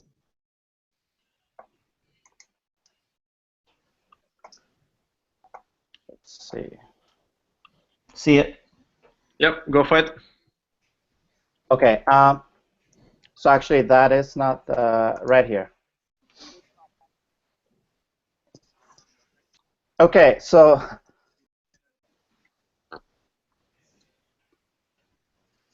Clock's ticking. okay. So the issue that good cop, bad cop is targeting is the conversation that is going on right now in America with law enforcement and the community, and obviously there is a serious perception problem, with regards to law enforcement and the community, especially with regards to the racial element. What good cop, bad cop is doing is that we integrated. Hello? Yeah, we can hear you. Okay, we integrated the motion chat service with Facebook, and in the backend we're using the IBM Bluemix platform as well as Watson Insights. We're using the tone analyzer we have a script that when somebody logs on to our platform, onto our Facebook page, we ask them a series of questions regarding their experience with cops, basically. Then we're collecting that data and sending it into, it's being stored in a Mongo database. It's being sent to Watson to be analyzed, and it does insight into regarding emotions such as anger, sadness, joy, etc. So currently, the users, and then as far as the social media, currently we take some snippets out of that conversation and a specific question, and we post it to Facebook, and we're also going to be posting it to Twitter. The goal is to train, basically to grab 9 months worth of data and then present this to basically law enforcement and say this is the perception of the community. They can see that, and also this is the profile of a law enforcement, of a cop that has a good engagement and a good relationship with the community, and versus these are other descriptions of law enforcement that do not have good relationship with the community. I don't see my screen right now because we have a demo to show. And time's up. Judges, your questions? Is this something that collects all the social media from a certain area and analyzes it and sends it to the local police department and says this is what your perception of your community is? So yeah, we're going to, currently it's not there yet, but we're going to be using geolocation so yeah, actually that's a good point, because Vince mentioned that sometimes a perception might be negative in one area, but it's not specific to that particular city. So what we're going to do is we're asking for the zip code so that we can match those comments and that perception to a particular precinct. So this is basically a review bot targeted towards law enforcement. So if I have an interaction with a cop, I somehow would know to message this bot, and I could tell the bot that I had a really great experience or I had a really horrible experience. Is that correct? Right. That's exactly it. That's the basic premise for getting the data in, and then once we have the data, we're compiling two new bots, one good cop and one bad cop, that will exist on social media. The data sets that they are accessing will be coming from the people that it's been collected for 9 months. So 9 months of data, good stories, bad stories, coming from the people, creates a data set that creates two new bots, one good cop, one bad cop. And the Watson analyzes the emotional score of the stories from people to feed the two bots. Got it. I wonder if this is something that you should convince police departments to put onto their individual Facebook pages. Yeah, I think that'd be great. The idea is that we like to create a clear distinction between good cops and bad cops. Both are prevalent in society, and both they create their own impact. And we feel that there are more good cops than there are bad cops, but they aren't empowered to feel like they can actually create change. Awesome. Right. Look. I don't know if there's a business here, but I think that you could provide value to the world if you did this right. And so, go get some press for that, and go see how many departments you can get involved, and start getting people to utilize it. Yeah, exactly. Not after this. Thanks, guys, for the pitch. Judges, to your ratings.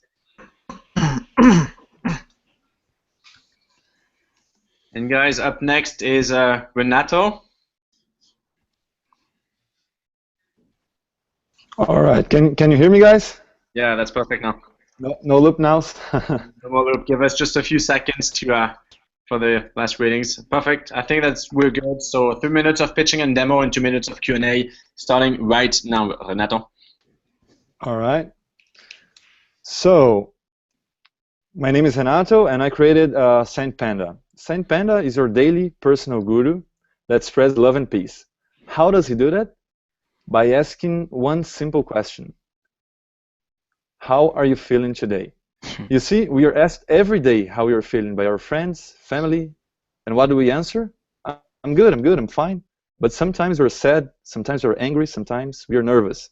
And that means that we are not open enough to share with the people we know.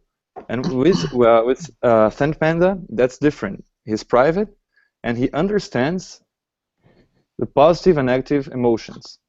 After understanding the positive and negative emotions, transform the emotions using scientifically proven techniques, and increase the positive emotions and neutralize the negative emotions. Let's do a short demo here. All right. So you basically, right? He offers the cards with the emotions so that you can choose. For example, let's write I'm good. Start with a positive one. I'm happy if you're doing good. And he suggests me to be grateful about today. So being grateful is a good technique for improving the. Okay, let's go for a negative one now. And over. right, let's see that. Let's say that I'm anxious. All right. So first, he suggests me to connect my breathing with this GIF, and after 10 times, let's say, okay, and he suggests another technique to make me feel more connected to the present moment. And so, why did I create it? I created first for myself because you see, sometimes we get bad emotions and we are not aware of it, and it becomes a habit, you know. And once you diffuse the negative emotion as soon as possible, you become free. And the second thing is that I think technology has failed to bring humans to the nature state of peace, love, and joy. And I think bots, in artificial intelligence, they have this possibility to have a conversation with humans and use techniques. So that's why I created SendPanda. And thank you. If you want to join our beta, coming soon, there's a link. Awesome. Very cool, Renato. You go, John. Go ahead, John. Go ahead, John. All right. Is this Xiaoi's for Facebook Messenger? Yeah, for now, yes. Okay. I'm still looking for a good developer to help me on that, because that's not my biggest skill. So. What's the monetization possibility here? What are you thinking for there? Well, how are you going to make money with it? Yeah, I understand. That was not my first goal, but I think I could use that on Slack maybe, and for companies that want to have mindful employees, or even to suggest like any professional assistance if you're having a lot of bad emotions every day. So maybe suggest some psychologist or something.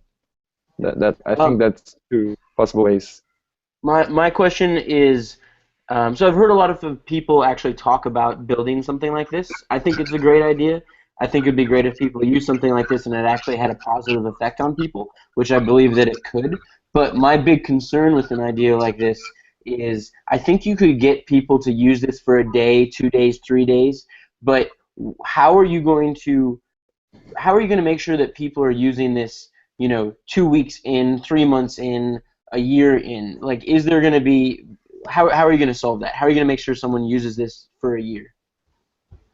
Right.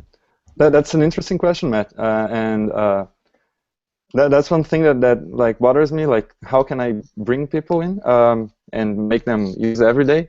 I think one possible way was to create like every day some quotes, send some quotes. But I'm to be honest, I'm still thinking on a better way to do this. I know we don't have a lot of time, but so one recommendation is, I think you should spend a lot of energy trying to figure out not how do I get people to use it like just for today, but how do I get them to stay for a year. And one recommendation is, if you're asking me questions on how was my day today, or what am I grateful for today, what I would appreciate in a month is some sort of summary, like, Matt, here's the 20 things that you were super grateful last month, or 6 months over. Looks like you had a 20% increase in happiness, and it looks like on these days, here's the things you were most grateful for. So if you could take that data that I've passed you and summarize it for me, maybe on a regular basis every week or every month, I think that would get me to use it for longer. Awesome. Thanks for the advice, Matt. Awesome. Yeah, that's cool. Quantified stealth stuff. Like Renato, it's a great idea, and the most popular chatbot of all time is exactly this on WeChat. So check it out.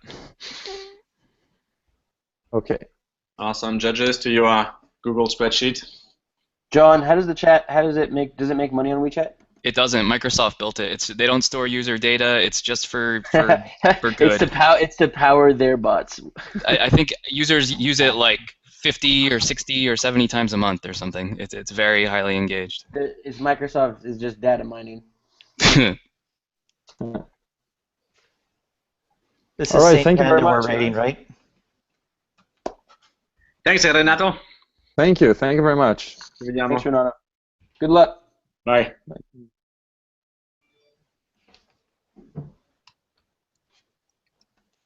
And next up is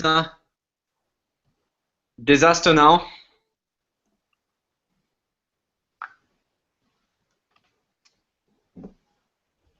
Question.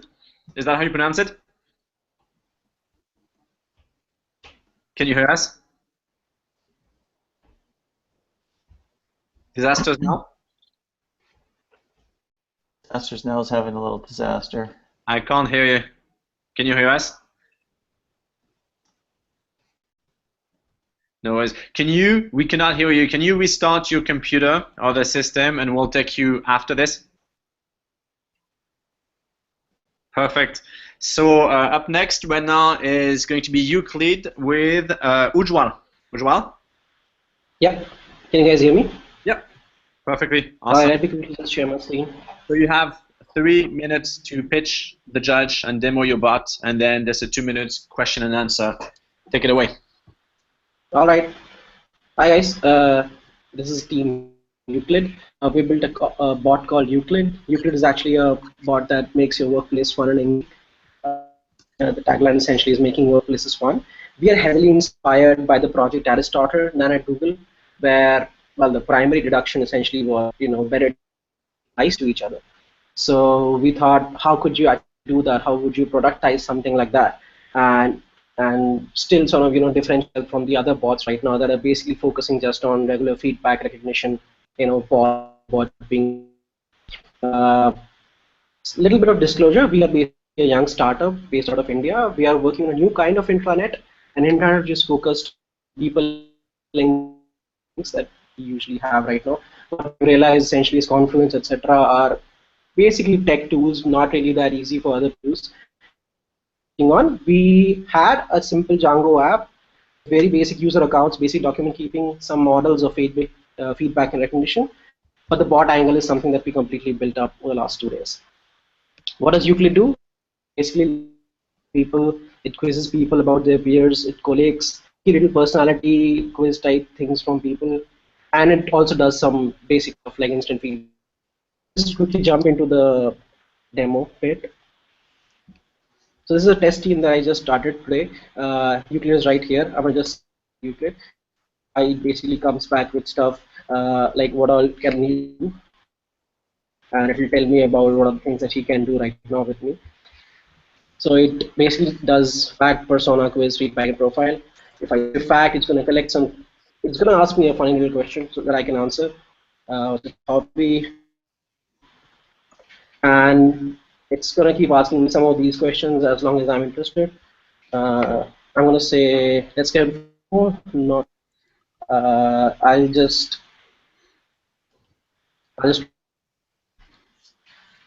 1 minute. Basically, there's another person that I added in another test account that I have with my private mode. It's going to ask me some questions about how many languages testers speak.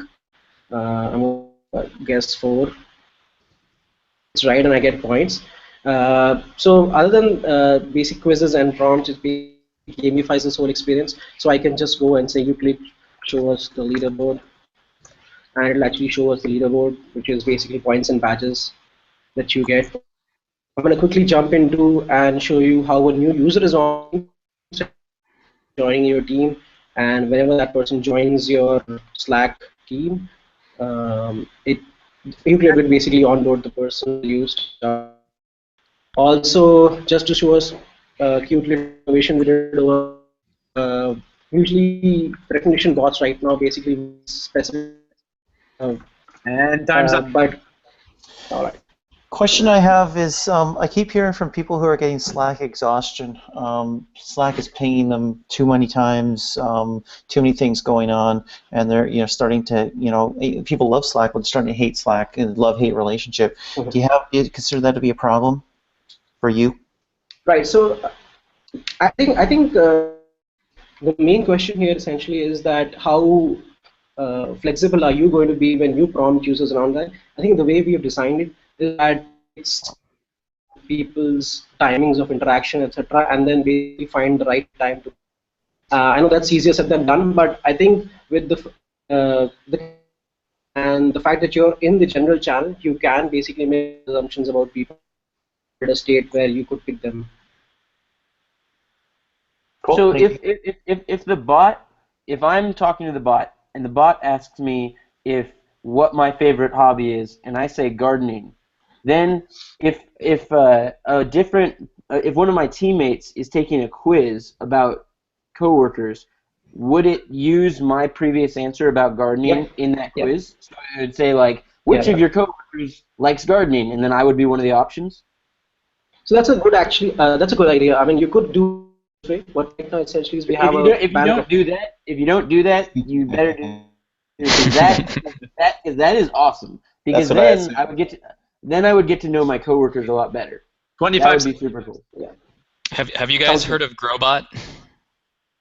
Yeah, we have. We've looked at robot. We've used it in our essentially strict syntax and a set of stock keywords that it looks at. So it's not that free. It doesn't feel natural. What I was just showing was essentially that you could with you could just say stuff like kudos, good job with all this, and you don't even have to mark a person. It will basically recognize as a recognition.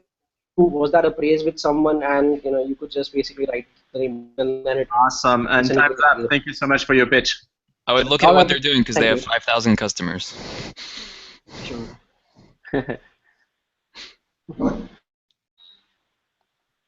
And up next, we're going to have disasters now. I think that Kwashan managed to fix his audio. Nope, doesn't seem like it. Kwashan, we cannot hear you.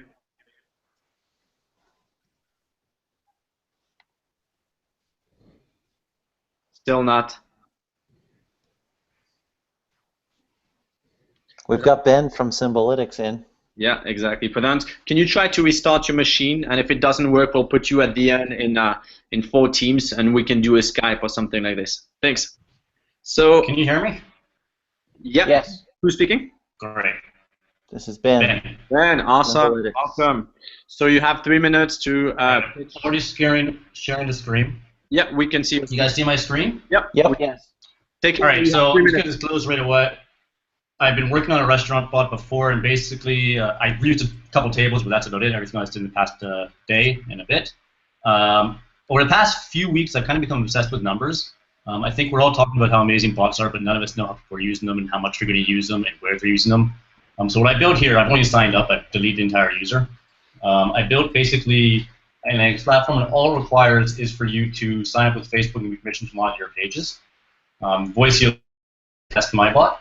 I hit submit now. Now what's happening right now is it's actually taking data from previous chats. It takes as much data as it can from previous chats and starts analyzing it. Right now you can see some of the data is in. Slowly it'll grow. I'll refresh the page now, it'll get bigger. You can see I'm the top user right now. You can see now it's the 3 users it's found so far. And then it'll get bigger. And now it's up to, should be 4 users. There's just 4 of us who've been testing. Great. This is all the data that's it's able to absorb. Now what it's done right away is it's taken this data and it's actually parsed it into useful data. So you have here the top sentences. Here you have word count. I apologize, it's in Hebrew. The bot we built was in Hebrew. But I'll give you an idea. So I've added a thing here called a happiness score. I feel like we're losing out, all of us as bot builders, where we're not tracking conversions well enough, we're not tracking successful processes well enough, we're not tracking negative processes well enough. So what here you have the top sentences. Now we know that bots tend to send the same thing. So for instance, the second sentence says, I don't understand what you're saying.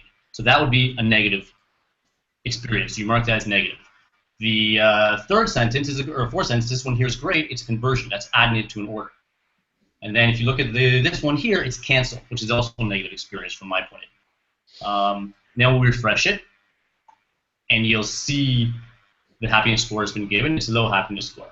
And also, when you write to, for instance, the voice heal bot, right in here, you'll see a live feed of current chats happening at the same time inside your bot.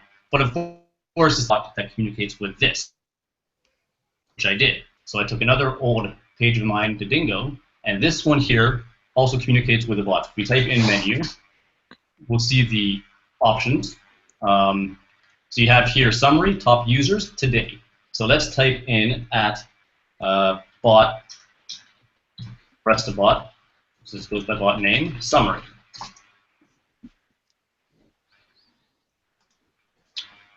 Oh, I typed something wrong in here. 10 seconds. There's no ad. My bad. So it'll now give you a summary of what things have done. It says, we really love your bot, but it's hard, so you've got a bad experience. And tells you you only have 24% of users who are happy with the bot right now. Oh, all right. So questions? This is super, super, super cool and absolutely needed. Really, really cool work there, Ben. So you can tell what's going on in your bot. You can go tell what's going on in other people's bots as well. Yeah. If you use the certain position in Facebook, I can actually monitor the chats live. And so my ideal thing would not to actually hit the market, is to actually detect if the chat's negative or not, and then to demand human interference. Obviously, I didn't get that far. And on top of that, I would send the data. Obviously, I give you the option to send certain things to Kissmetrics, Google Analytics, and all that stuff, so you can also use the data from there to analyze it centrally. And I came to it because of the questions I have about conversions and those things. Ben, did you do this weekend? Sorry, Matt. Yes. Go for I it. used a tiny bit of the stuff previously, but I did everything else this weekend, yes. Great job. I can show you some of the ugly queries there. So I've seen I've looked over a ridiculous amount of bot startups and people working on bots, and by far one of the most popular ideas is building an analytics platform for bots. And so far they all look pretty much identical. And so I'm wondering, you know, in a world where everybody's building the same thing and everything looks identical, what is going to be your differentiating feature? That's my first question. And then the second question is, it looks like right now the semantics analytics in your platform is manual, where I have to tell it whether it's a positive or a negative experience. Are you planning to make that automated? I am definitely planning on automating that. With a bit over 24 hours, I didn't have time to do the automation part. As to your first question goes, you're correct. There's many. I'm trying to come at this from a different point, right? So from my point of view, I think everyone's trying to approach analytics, but they're not understanding the true problems here we're having, which the problem is based on the user's happiness. And that's what I'm trying to understand. If your user's happy or if he's frustrated. And that's all I'm trying to understand. That's the one thing I need to be really good at. Because if I can tell a company that the user's frustrated, obviously conversions and that stuff, right? But I can tell them, okay, you guys got to go in now. And by the way, it's not just for bots. It can also be just for regular chats, right? It's taking any information from any chat. So if a company's got a Facebook page and they're chatting with their customers, we can give them a summary of what's going on. Great. You also track events, like if there's maybe a purchase or something like that, or a click or something like that. Right. So that's what the when you have the top sentences, when you click conversion, because the click almost always sends the same thing. That's exactly what it tracked, and I pass it on to if you want Google Analytics or one of the other ones. And time's up. Thank you. Thanks, Ben. Bye, Ben.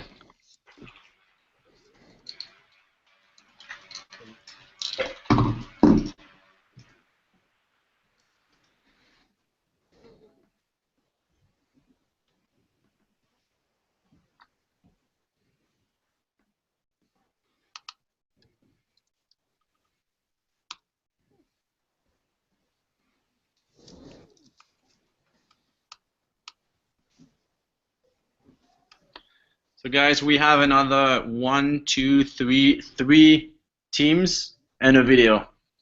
Just waiting for the next one to show up.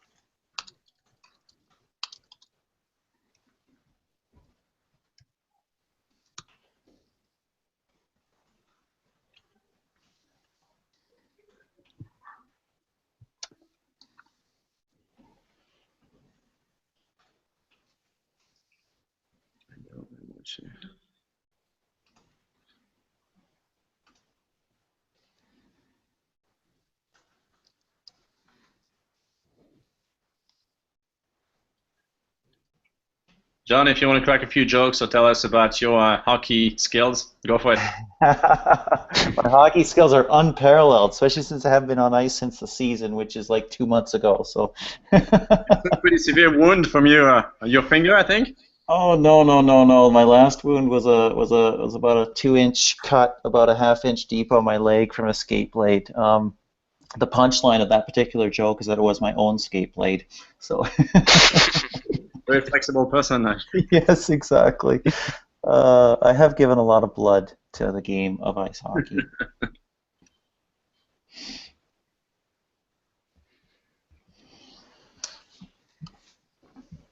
You know, we have seen some really cool things today. I'm really pumped. I'm glad I said yes to you, Baptiste. We've seen some interesting bots. We've seen some crap too, but we've seen some interesting things. Glad you liked it, and yeah. John, we can always count on your candor. I love it. I bit my tongue a few times. Come on, guys. Well, Baptiste, we might be done. You know, I'm on the clock. Hey, this is double time right now. I totally agree, and I will triple your pay. Whatever you paid for this, I will triple it. Well, you know, it's like $300. For you, So. Matt and John. Oh. I will triple your pay. Whatever you paid for this, I will triple it. Well, you know, it's like $300. So, we're on repeat here, Jason. Oh. It's happening again. Groundhog whatever Day. you paid for this. Well, you know, it's like $300.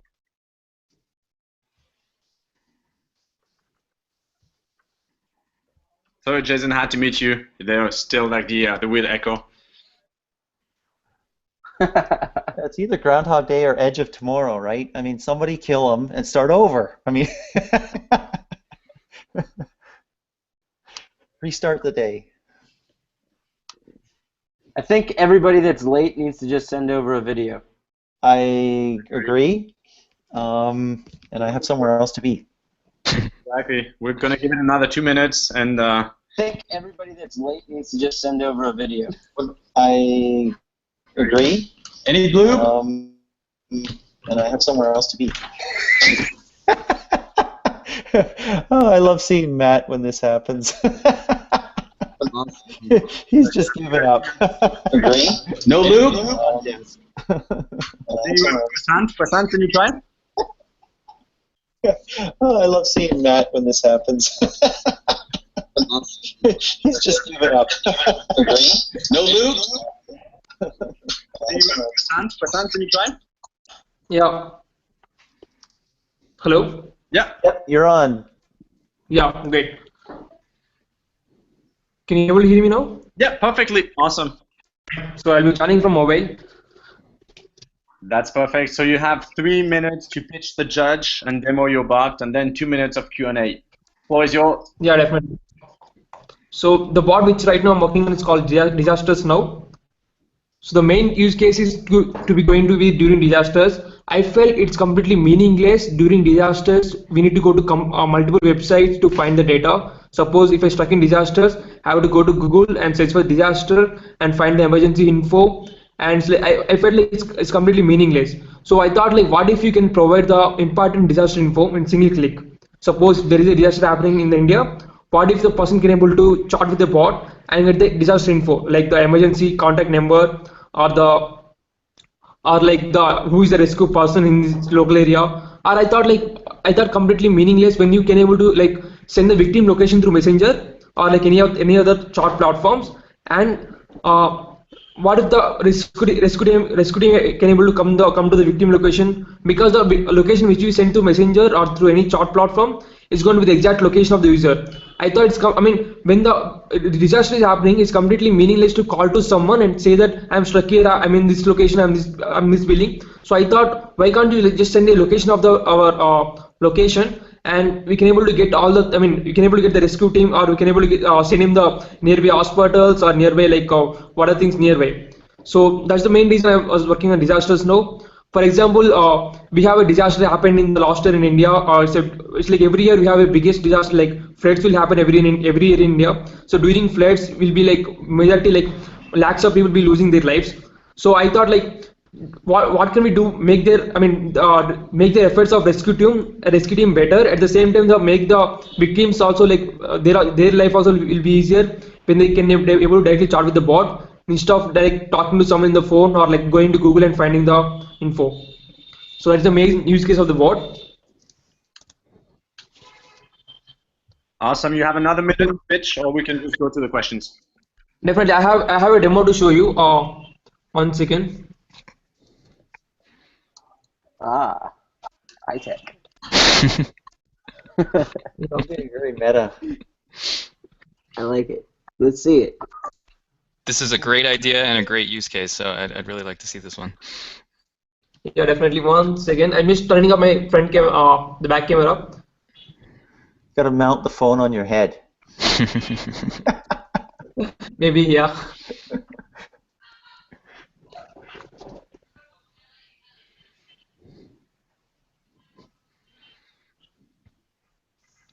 I think I couldn't able to show you the demo right now, but if you have the messenger right now, you can able to test this bot called Disasters Now. But give me a minute, like 20 seconds. 20 seconds, exactly 1 second.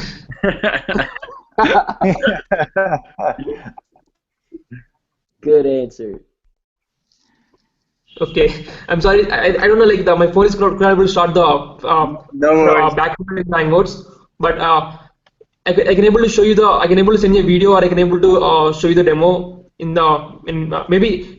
Go ahead with your questions. By the time I can able to fix this. And time's up. Don't worry, the judges are very tolerant, especially John with no age.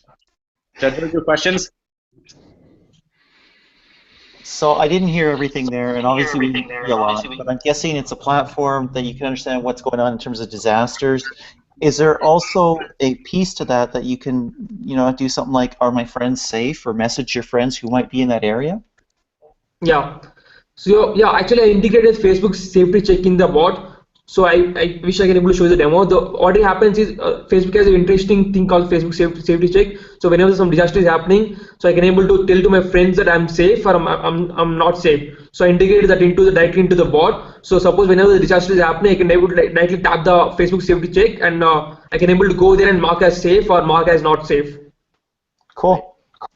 So is this something I would use if I am in the disaster and I need to find contact info for help, or is this something I would use if I am not in the disaster? It's complete, like for example, I want to like majorly help during the disaster's time. Suppose if you may be stuck in the disaster, or if you're not stuck in the disaster, but you know that disaster is happening in San Francisco, but you want to help the people in San Francisco. So in that point of time, we can able to talk to the people who are right now in the disasters. So we can able to make a platform inside the bot itself where we can able to get the human help at the right time. So suppose if you Got it. So it would message me, letting me know that there's a disaster. Yeah, there is a disaster happening nearby your location in San Francisco. Would you like to go and help the people? Then I can directly go and help the people. And time. Thank you so much for your pitch. Okay, cool. Yeah.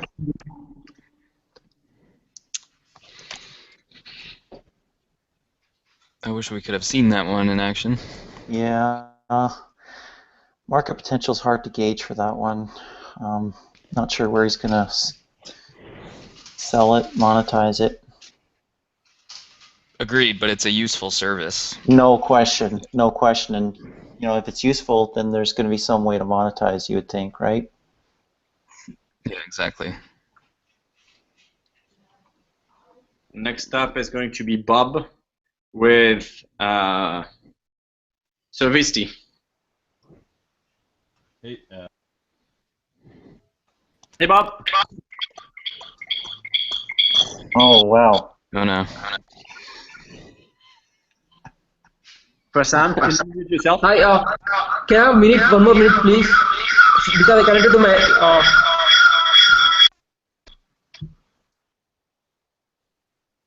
feel like we're making music here. We got two Prasants, and so I muted both of them. Sorry, Prasanth.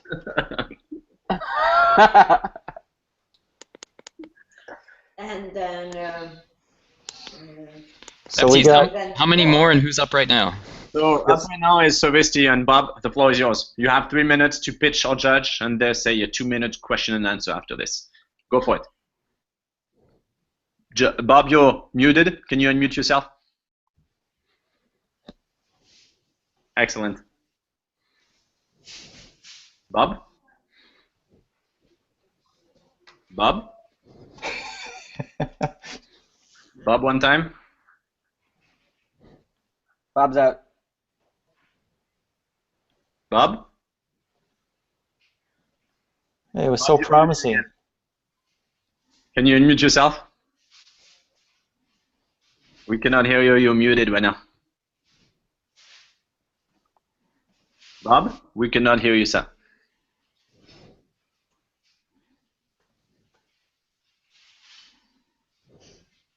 Do you want to try to log out and re-log in? It's the same link.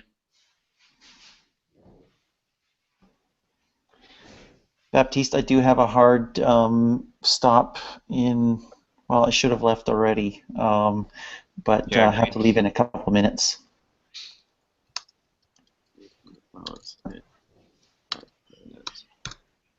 Awesome. So what I'm going to do, guys, is that there's 2 or 3 teams that didn't have the time or weren't present, so we'll do a video pitch and I'll send it to you guys. If you could look over it tonight so that we can have the final results tonight, that would be really awesome. Bob? Excellent. Excellent. Awesome. And I expect that check in the mail, Baptiste. Exactly. Triple. Triple. If you want. Triple. Bob, can you talk? Bye. Matt, this was wonderful. John, this was wonderful. Baptiste, it was wonderful. Good to meet all you guys. Thanks so much, John. Bye, John. Bye, John. Bye, Baptiste.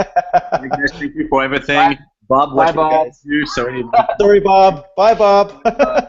What we're going about Bob? Where is Bob? Send us a 3 to 5 minute video of your bot, and the judge will review it tonight so that you can enter the competition. Thank you so much. Bye, guys.